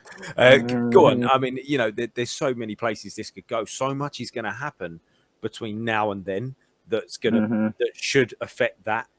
Do you know what I mean? Or they can affect what's happened. I mean, anything could happen, and I think that's why I'm quite looking forward to this show. Yeah, I mean, I think it would be, honestly, I think Loki with the TVA is such a fitting thing. I've thought that since the first season, just because of the fact of like Loki's whole character and mythology is like living in loops, and it seems like he's kind of made a loop from beginning to end back to the beginning again, like at the end of the season 1. So like he comes back to the TVA. Nobody has a clue what's going on. There's a new statue there now, and he's just like, what in the world just happened? And it's already been, it's like, what is the name of that city in the Matrix? Zion. It's like Zion. Yes. It's like Zion's always going to be there, but once all the humans get wiped out or changed or whatever, new people will be sent into the city, and then the city will start to thrive again and start again. And that's kind of how I see the TVA is like, once He Who Remains was removed, then we're going to get this new TVA, potentially with a new goal and doing something different than maybe maintaining that timeline that we saw before. And this one's goal may not be to prune variants, or it may not be to prevent Kang from rising. We may have like this lead to maybe like a Council of Kangs, I think would be cool, where we have like Loki trying to combat one Kang, thinking that there's just one Kang here, and then there's actually like a team of Kangs. And I mean, I think it's a little bit far-fetched, but ultimately I think that this will project Loki forward in the future, where if we don't see like Loki in something like Secret Wars down the line, or in Kang Dynasty, where Loki like basically gets first shot on Kang, which is what I'm expecting and I hope, because it kind of, all this multiverse shenanigans kind of started with Loki. And I think it should end with him like redeeming himself, killing Kang, or that one variant that causes all the problems. So I think this is going to kind of set that ball in motion with Loki, where he's going to try and like get out of this like constant loop of the TVA, and he's not going to be able to break it until some point he actually does, and that's going to lead us into Secret Wars or Kang Dynasty or whatever. I like the idea, and I kind of mentioned it a minute ago. And Wanda's really the only person that's done it in any meaningful way so far. But going from movies to shows, back to movies again, and that's exactly where that could happen. You know, we've sort of seen Loki go through this sort of journey in the movies, and that kind of ended, and then we've seen him go on this new journey in these shows, and hopefully again in episode series 2, and then back into the movies and back onto the big screen, some big dramatic moment. And like you said, I think that's a great way to, whatever the outcome of that, interaction may be, that would be a great way to bring him back to the big screen. And imagine if he looks at Thor right before he like tries to kill Kang and says, I told you, brother, one day the sun would shine on us again, and then takes this shot at Kang. That would be just an awesome way to have that happen. That'd be a very impactful scene too. Oh yeah, so impactful. And you think, and just these things as well, like that's calling back on something that's already 5 years ago. Mm-hmm. Do you know what I mean? And if that's going to happen in 2 years' time, the MCU has created a history for itself that it can draw upon. Where 5 years ago, there's people who are 20, who were 15 when they saw that, and they'll be 20, they'll be 22 when they see this, when they see that potentially could happen. That's huge that they've built that history that they can call upon just within, you know, what seems like a short amount of time, but I guess it's not really, is it? But yeah, I think I'm really looking forward to Loki. I think that like I say, I think because I don't know what's going to happen, I think that's probably why I'm looking forward to it, and I haven't really thought about it much. There seems like there's so much to happen between now and then that it's like, God, anything could happen.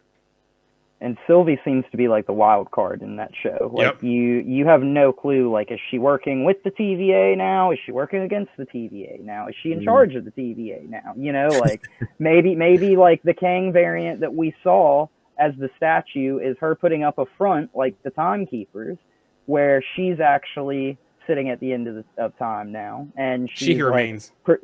She who remains. And she's like pretending that like a Kang variant's in charge, but nobody's ever seen him, much like He Who Remains. Yep. Yeah, sure. Jaron, what's your thoughts on Loki? I have no thoughts on this. My only thought on this is I'm going to expect the unexpected. You know, this could, you know, continue what we saw in season 1. This could throw us for our entire loop for season 2 and not be as much as big on the Kang stuff as we think it is. You know, there's all kinds of rumors flying out there. I'm just glad the trio's coming back. You know, Sylvie, Mobius, and Loki. They're coming back. We're going to see some new people. There's also been rumors of Squadron Supreme and Hyperion being in season 2. So I'm excited for the ride. I have no idea what to expect with the season 2 for this one. Because season 1 threw me for a loop. I think season 2 is going to be even better. I think that because season 1 it spent a long time sort of unraveling the mystery, didn't it? And then it unraveled, and it's like, oh, now anything. And even He Who Remains was kind of, he was alluding to this kind of, if you do this, anything could happen. Yeah, and that's kind of, hopefully that is exactly what will happen. You know? Yeah, he's like, if you think I'm bad, you won't like my variants. Yeah. Yeah. No, that's I'm excited. And speaking of that, I wonder, are we going to get a variant in season 2? Are we going to see Jonathan Majors again? You know, are we going to have, you know, more about the multiversal war in season 2? So those things I think about now you saying that. Are we going to get more Roxxon, you know, in this also? So yeah, I mean, Roxxon, they're everywhere. Yeah. It was said the other day, wasn't it, about villains, or was it on the group? Was it yesterday or today? I can't remember. And about villains. The reason about villains dying, and somebody said, I think it might have been Matt actually, that part of the reason why they kill off villains is because would an actor want to stay for a cameo here and then a small appearance there and then a big appearance here and then another cameo there? And I mean, I don't know, but hopefully that's exactly what we're going to get with Jonathan Majors. You know, but keep popping up for years, 5-6 years. Let's take it.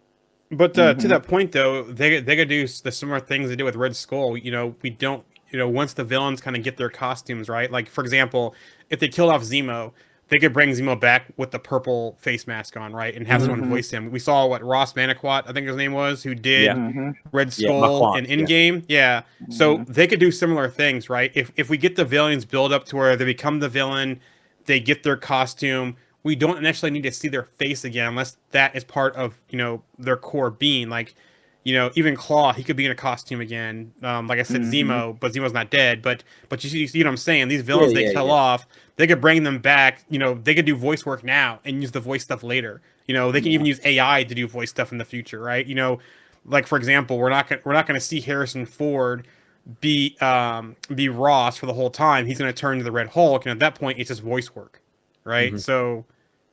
Yeah, that's why the whole villains thing. So, I have no news for Loki this week, which is funny because that's been one that's been popping up a lot, but it's been kind of quiet about Loki.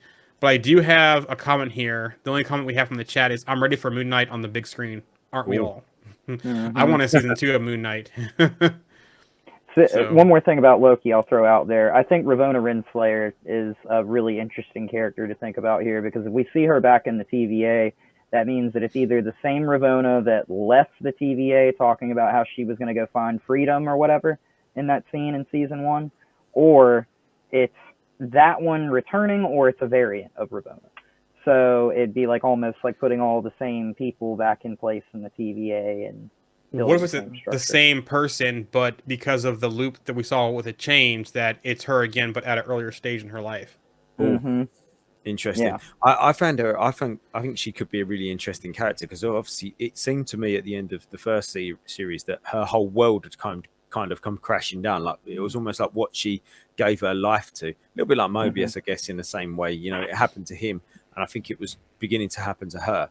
But like this organization and this purpose that she'd sort of given everything to had kind of just been pulled out from under her feet, and she was. I got the impression when she was leaving that she was kind of going to find the truth.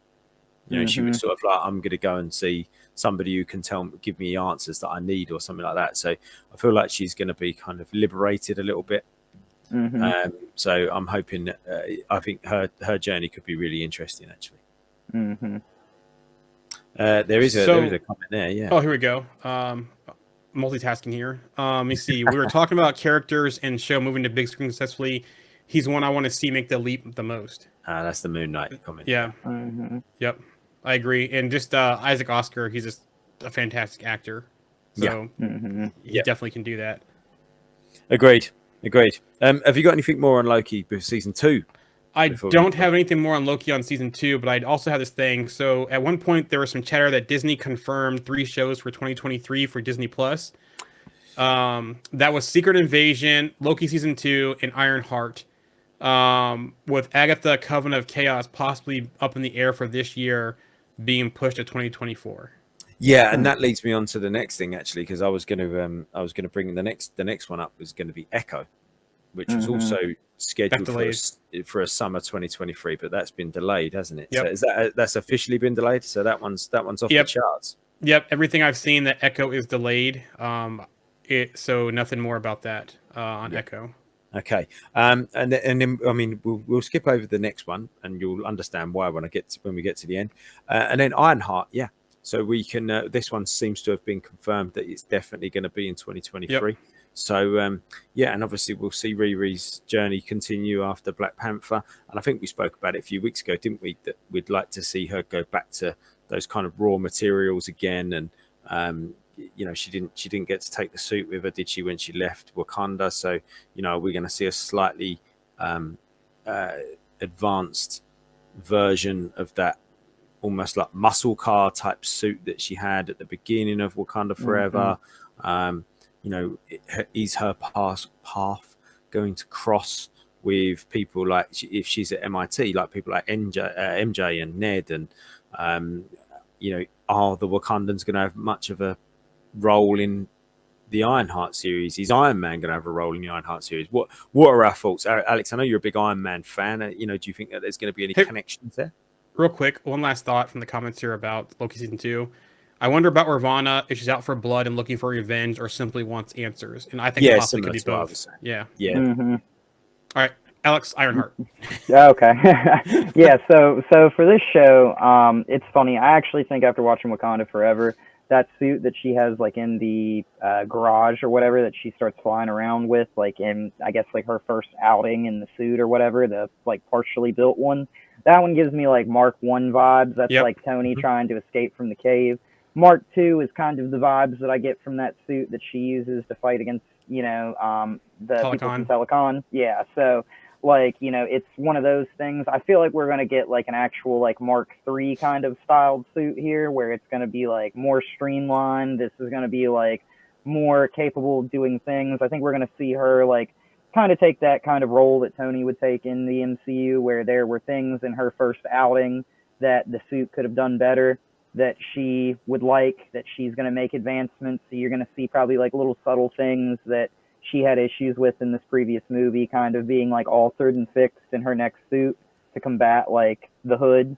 I think we're going to have like a magic versus science kind of like debate here between the Hood and, you know, her, where she's probably going to be just like Tony, kind of skeptical of whatever he's doing. And this guy's probably going to have some sort of link to maybe Mephisto instead of Dormammu for the Hood, the boots, whatever, you know. But yeah, I mean, I think ultimately here, I think we're going to have her probably come up. She's going to definitely have probably multiple versions of her suit. that she makes throughout her life in the MCU. I mean, Tony had like 85 or something like that, I think it was. And we didn't see a bunch of those on screen, but I have a feeling that she's going to be kind of like taking a step up here, and this is going to be kind of like her world being shaken by like the magic in the MCU being something that she doesn't understand, very much like how Tony doesn't like seem to really understand magic. Like he thinks science can almost just like explain it all the time. And I know they said that thing in Thor about like our magic is just science that you haven't understood yet, but like let's be honest, like the Scarlet Witch isn't a scientist. And her being connected to just like pure magic doesn't make her a scientist, you know. So, with chaos magic. So do you think, using that, good. No, I was going to say, do you think that Riri's going to try and work out the magic, like try and science the magic? Yeah. Mm-hmm. And I think you're going to have that issue where it's going to be one of those things, just like Tony, where at the end of it, she's going to be like, I still don't understand how this all works, but one day I'm going to figure it out. One day I'm going to figure it. You know? It's like that conversation between Jane and Dr. Selvig, right? You know, science is, our magic is this science that we don't understand yet. And I think that's going to be the premise for Riri going up against, you know, Mephisto, possibly the Hood. There's rumors of Zelma Stanton we'll talk about when I get to the news portion.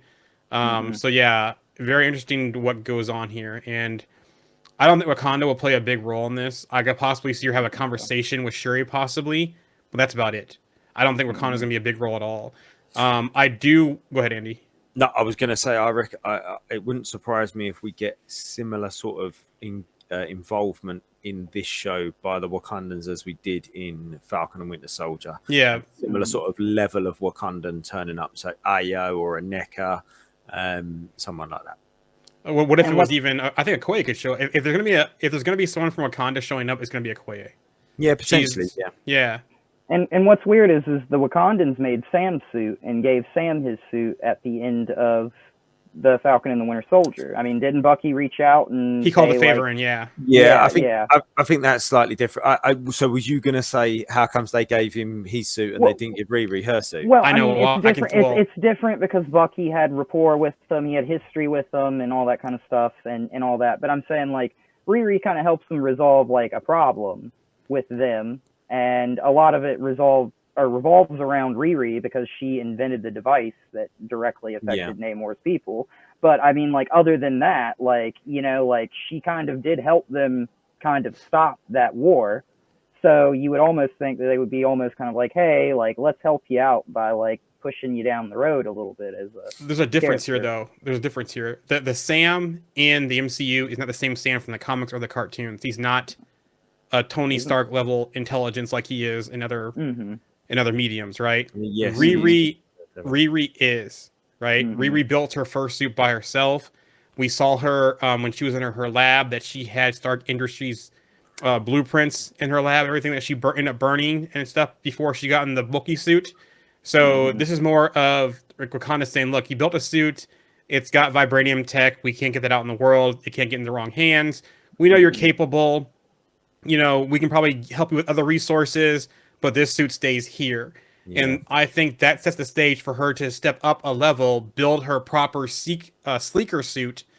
And like Andy was saying, I think she might have a conversation with Shuri during the series. Shuri's not going to be in the series. But I think this sets the stage for possibly Okoye showing up, maybe helping her out. She might need an ally in this. The Zelma Stanton could be the ally. Like Andy said, maybe Ned could be her guy in the chair. If she comes across them at MIT. But I think this is more setting her up to kind of stand on, the shoulders of what she's already started with, right? To the next step. I wonder if we will get any other Stark Industries stuff in here, especially after Spider-Man No Way Home and Damage Control and the fallout there, with Peter Parker and all the Stark Industry technology. I hope we do see Happy or Pepper possibly show up maybe. Because remember in the comics, Tony was that mentor for her. Stark Industries, even Pepper was involved. We know Pepper's gone. Shuri kind of became the surrogate for Tony in the MCU. But what if Pepper recruits her to Stark Industries, for example, and she kind of backdoors some Stark Industries tech for her new suit? Yeah, I know it's still this Tony Stark tie-in, but he played a big role with her in the comics. Even she was part of Civil War 2. and she was even Iron Man for a She while. was, yeah, yeah, she Yeah, was. in the comics. So Just trying to think about this for a second. How old would it was 5 years ago. No, hold on, it wasn't 5 years ago, was it? How old would Riri have been roughly, or how long ago was it? Wait a minute, let me start again.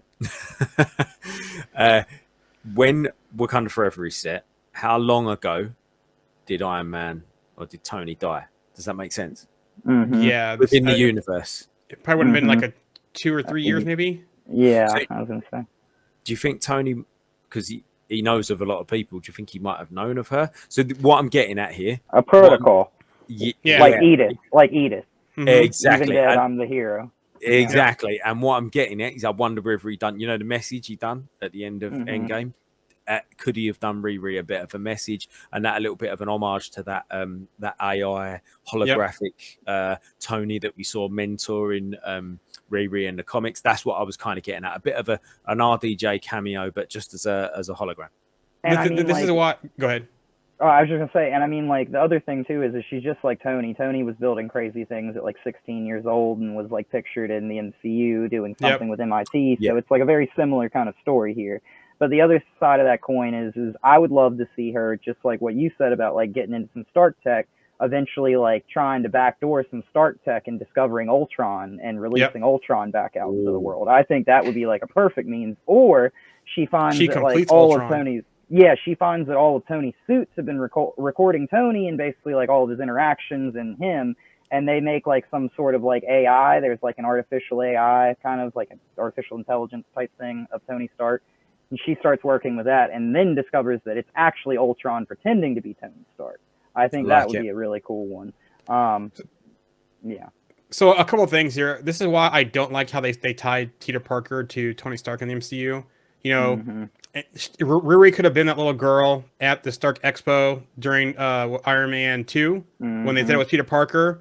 Riri could have been, the one that he kind of kept the eye on and kind of mentored and that kind of stuff. I wish they wouldn't have gone the route they did, because they could have done that with Riri in the MCU. Now, that being said, I like what Alec was thinking about, he could be watching her or recording her or that kind of stuff. But think back to Civil War, where he funded all the projects at MIT.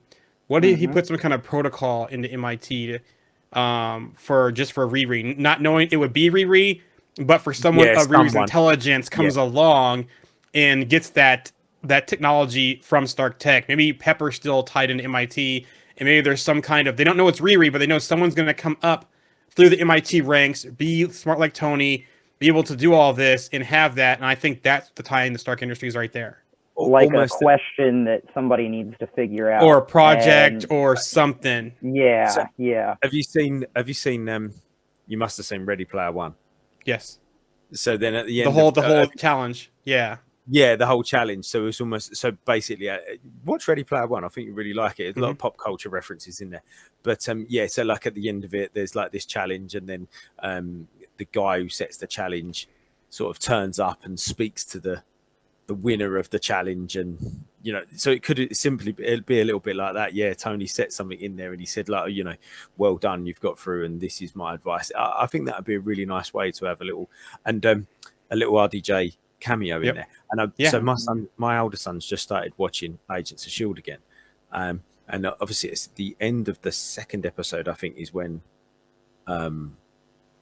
Samuel Jackson turns up, and in the first episode Maria Hill turns up. So it's almost like they put these big characters into these shows at the beginning to kind of give them gravitas. So I guess a little bit similar to what we were saying about tying, what you were saying, Alex, about tying Miss Marvel onto Captain Marvel to make her a little bit more likable. It's almost like tying RDJ onto Riri Williams. Yeah, I was trying to think of her actual name. What's Dominic Thorne? Dominic Thorne. Oh, okay. Onto Dominic Thorne to make her to give her a little bit more status, just to give her that boost into her own series. Do you know what I mean? Go, look, here he is, and boom, now you're away. You're off. But also, too, is this something where if not Pepper or Happy, could it be Rhodey in the military? Yeah, and maybe in this, and she's like his partner for Armor Wars. Yeah, yeah, potentially. And so a couple of things here from the chat. her suit was really bulky, which I agree. It had a Power Mhm. Rangers feel to me. Yeah. In Wakanda Forever. I like what Annie suggested about rerunning into other familiar faces in MIT. It would make it a lot more interesting to me, which I agree with that. That's a great point by Andy there. This is a good one I want to talk about right here.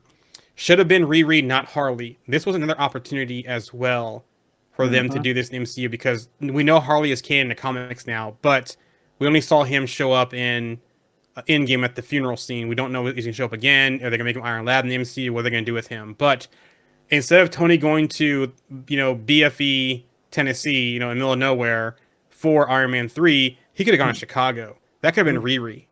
And that's how he could have brought Riri up through the ranks as well. Another opportunity also for that. So I'm not sure what Marvel's MCU is doing with Harley or what's happening, but I think they missed some opportunities to tie Riri in already, besides Wakanda Forever, with Stark and Stark Industries.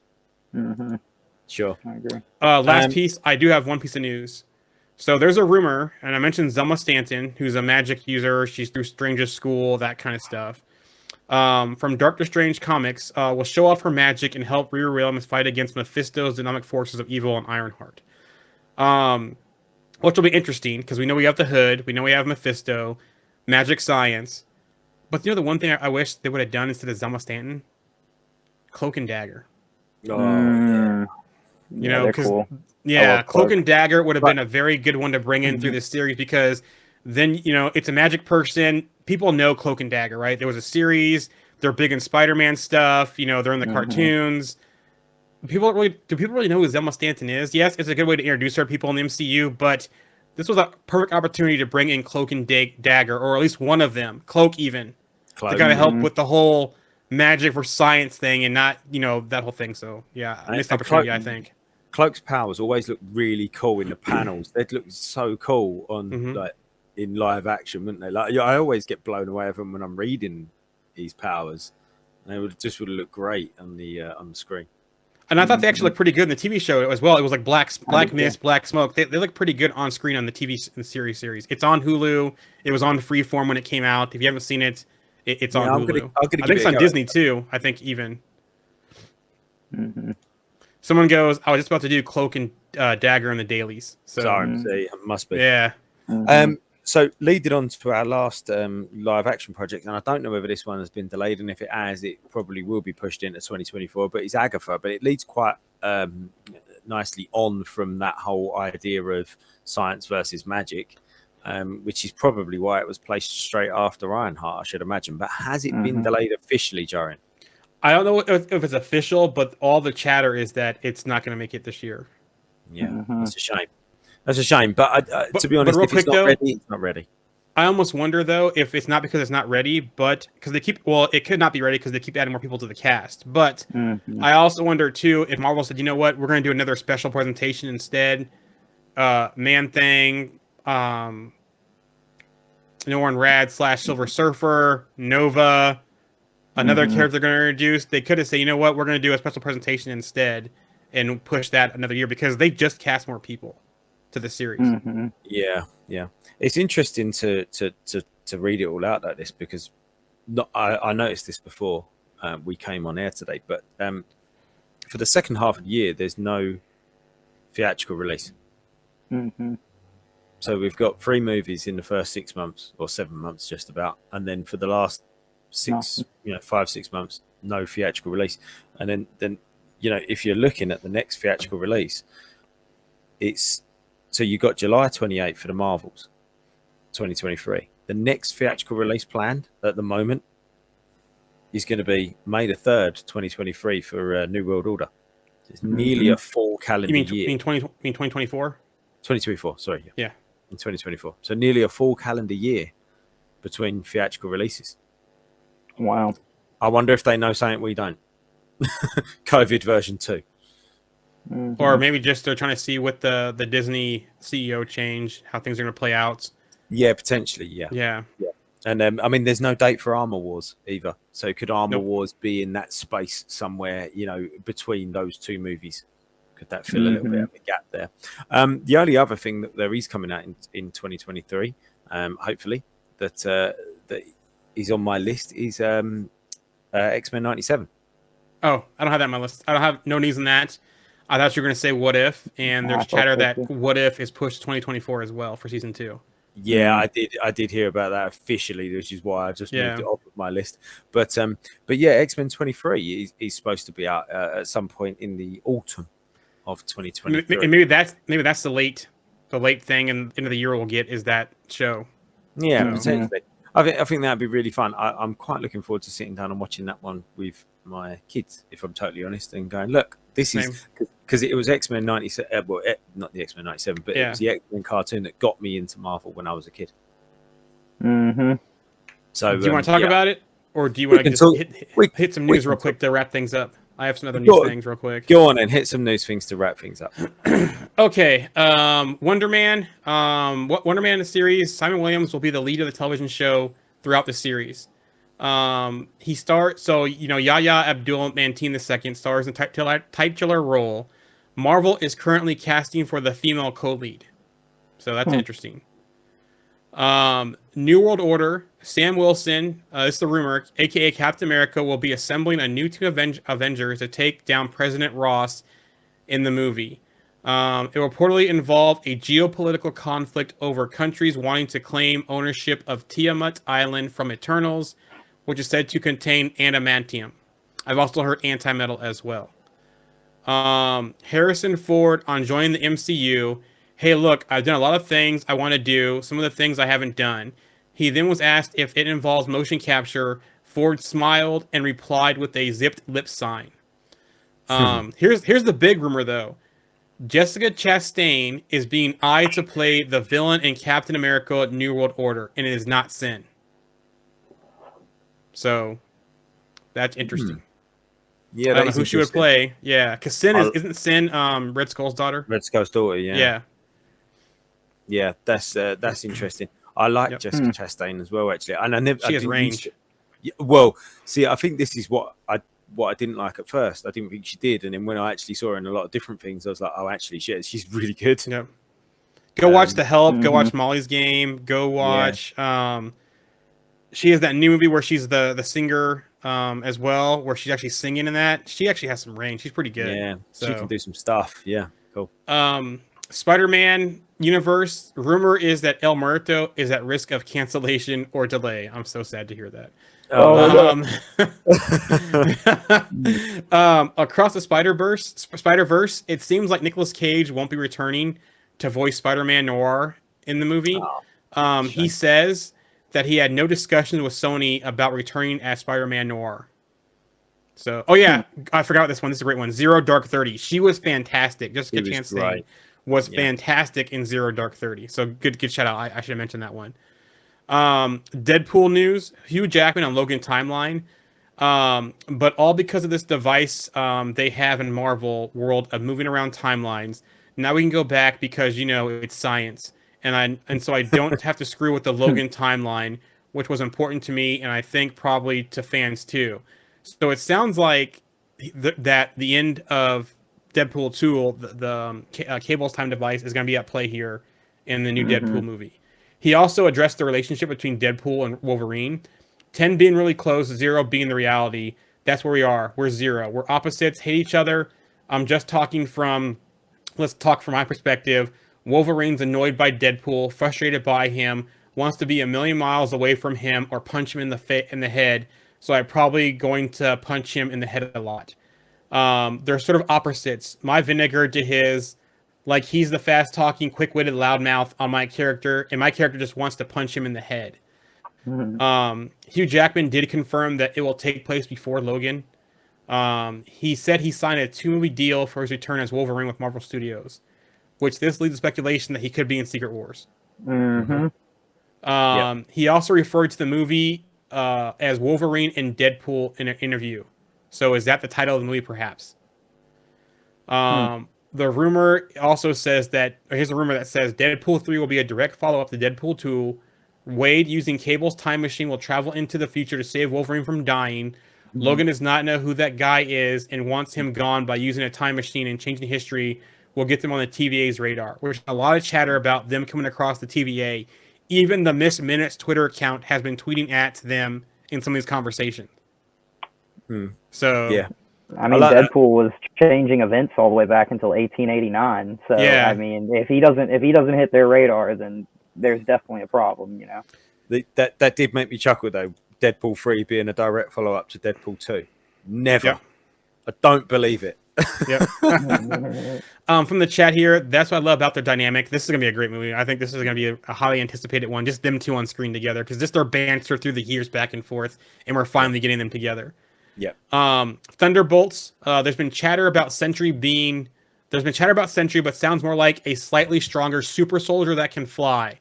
So a nerfed Sentry type, an experiment by Valve that goes wrong, perhaps. Mm-hmm. So it sounds like, basically he's going to be a super soldier that can fly. We're not going to have the Void. We're not going to have all of Sentry's powers, but we're going to have some kind of version of Sentry. Don't Taskmaster Sentry, please. And you know what I mean? That's sort of like my theory that I had a while back about like them, like the Thunderbolts, like meeting Sentry and finding out that he's like a super soldier experiment, and then basically like these three super soldiers get walked by this new super soldier who's Sentry. And then they make the Sentry have the Void, and the Void be like a split personality, kind of like what Moon Knight experiences with. That's a great thing about personality. Yep, the Void being that instead of the Void being exactly. The working title is "Oops, All the Berries." It's also rumored too that Thunderbolts will spin off Sentry-centric solo project following the character who is rumored to be the main villain of the Thunderbolts. Also goes on to say the Thunderbolts' mission will be to obtain adamantium from the celestial Tiamat, whose body has also been turned into an island. There was a rumor that later the island will be revealed as Genosha, which is the home for many mutants in the comics, which there's been back and forth about that, so I don't know about that one, but we'll have to wait and see. She-Hulk, Charlie Cox defends Daredevil's controversial Walk of Shame scene in the series. You can't please all the people all the time. If She-Hulk's not your thing, then don't watch it. Exactly. Love and Thunder news. Storyboard images included Galactus, Fin Fang Foom, Shumagarath, and more. So when we saw the whole thing with Omnipotent City, possible those type of things. Agatha, Coven of Chaos, Patti LuPone to its cast. The new addition to the cast of Agatha is likely the powerful, sinister, and ancient soul that was making the rounds a few weeks back. Deborah Jo Rupp, mainly known from that 70s show, the Red's Foreman's mom, has joined the cast as well. It sounds like they're bringing everyone back from WandaVision. And the rumor says that while unconfirmed, she's expected to be reprising the role of Miss Hart from WandaVision. Agatha, there's rumor that Agatha, Coven of Chaos will show us the origin of the Darkhold. The origin of the Darkhold and its connection to Chthon and the Scarlet Witch were already teased in Multiverse of Madness. So possibly more of that, along with Mephisto, possibly as well. And maybe this will open up to Ghost Rider and other people as well in the MCU. And I feel like that we might get a weird little twist of like kind of character history here, where we might have like Mephisto and Chthon be like kind of melded into one. And you'll have like Mephisto be responsible for the Darkhold, Mephisto and Ironheart, and that's to introduce us to Mephisto before we go into Agatha, Coven of Chaos, because they're going to tell us like about how she's been involved with Mephisto and witches and all this kind of stuff. And Eternals 2, Don Lee's legacy and management team has put out. So Don Lee played Gilgamesh, by the way. His agency and management team has put out a new statement showcasing the actor's upcoming projects in the next few years. Eternals 2 listed on the list of projects. There's a rumor that Eternals 2 will reportedly focus on Judgment Day storyline. There's also talks that Chloe Zhao is out for Eternals 2. I can't imagine they'll do Judgment Day. Judgment Day is literally just finished. Yeah.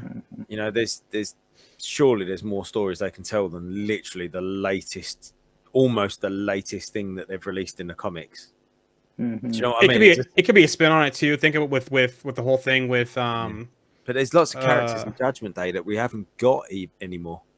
Well, they could call it Judgment Day, but more Judgment Day of the Celestial. What's his name from the movie? Arishem. Arishem judging the Eternals and kind of do they can call it Judgment Day and do some spin on it. Who knows? Yeah, I guess so. Yeah, then Yeah. it'll be absolutely nothing to do with the comic book run. Yeah. And it would be like Star Fox trying to go get them with the other Eternals and Yeah. save them, kind Yeah. of type thing. And probably introduce some more Eternals backstory. Who knows? Wakanda Forever type news. Danai Gurira on Okoye's post Wakanda Forever future. Coogler was saying it's like that kung fu show where the guy just walked the earth. She just walks off. We don't know where Okoye's going, and she's sort of letting go. She was fighting to keep that position, then she lets go. That's kind of her arc, that she lets go, and we don't know where that leads to, and that's why she could possibly show up in Ironheart. Since she's pretty much not a Dora Milaje anymore. Mhm. Wakanda Forever originally featured Riri Williams dropping an F-bomb after first meeting the Talokan. She basically said, "Who the F is that? Oh my God, why is she blue?" was the line that got removed. Nova news. Rumor of the upcoming Nova project from Marvel Studios will probably be a full-length feature film, not a Disney Plus show or special presentation. There's been more smoke on Daisy Johnson Quake returning, with Chloe Bennett returning to the role as well. So this might be a Secret Wars thing. Mhm. I wonder if it even could be a Secret Invasion thing. Yeah, that's what I was thinking with Nick Yeah. Fury and Shield Yeah. and stuff. Here's a really heartwarming one. An original documentary celebrating the life and legacy of Stan Lee starts streaming in 2023 on Disney Plus. So Cool. Anything else here? Wakanda Forever will be February 1st on Disney Plus. Oh, someone from the chat here. First F-bomb should probably go to Deadpool. Yeah. Definitely. Yep, there you go. Dave Bautista had an interview with GQ Magazine. He basically said that he's ready to leave Marvel. From his quote, "I'm so grateful for Drax. I love him, but there's a relief that it's over." In an interview with GQ Magazine, it wasn't all the pleasant. It was hard playing that role. The makeup process was beating me down, and I just don't know if I want to be Drax. If I want Drax to be my legacy. It's a silly performance, and I want to do more dramatic stuff. So, Secret Wars. The rumor is Avengers will be doing a similar plot device as Endgame, so the time travel in Endgame. But instead of time travel, we'll be visiting various places across the wider Marvel multiverse. Mhm. And as I said, What If Season 2 is pushed to 2024. But other news for that is the Winter Soldier and Red Guardian are confirmed to have an episode centered around them in the upcoming season. And we already also know, too, that a lot of Phase 4 characters will be in Season 2 from what's been reported. But also, too, we're probably going to get the Tony Stark on Gamora episode on Sakaar. Sakaar. Thank you. Mhm. And that's all I have for the news. Awesome. I think we've had a good show there. We've been chatting for nearly 2 hours. We've previewed 2023 quite nicely. I think we've gone through all the projects. We've obviously got a few more that we've got a little bit more to talk about than others because they're more recent, becoming sooner than the others. But yeah, it's been a great show, guys. It's been good to be back. We'll get on some good guests over the next 12 months, and we'll be reviewing lots and lots of different projects. It won't be long, and we'll have a bit of new content every week to talk about in the MCU. We're going to try and diversify a little bit and get some conversations around some different fandoms going, as well as we have done over the last couple of years, last year or so. So, yeah, it's good to be back. Yep. Thank you from the chat here. Good show today, fellas. Thanks. Catch you next time. Thank you for tuning in to us for the first show of 2023. Yeah, Yep. totally. Catch you later. Thanks very much. See you guys. Have a happy 2023. Yep. Happy New Year. Why don't you tell them about the time we faced All right. Well, as I remember, at Avenger headquarters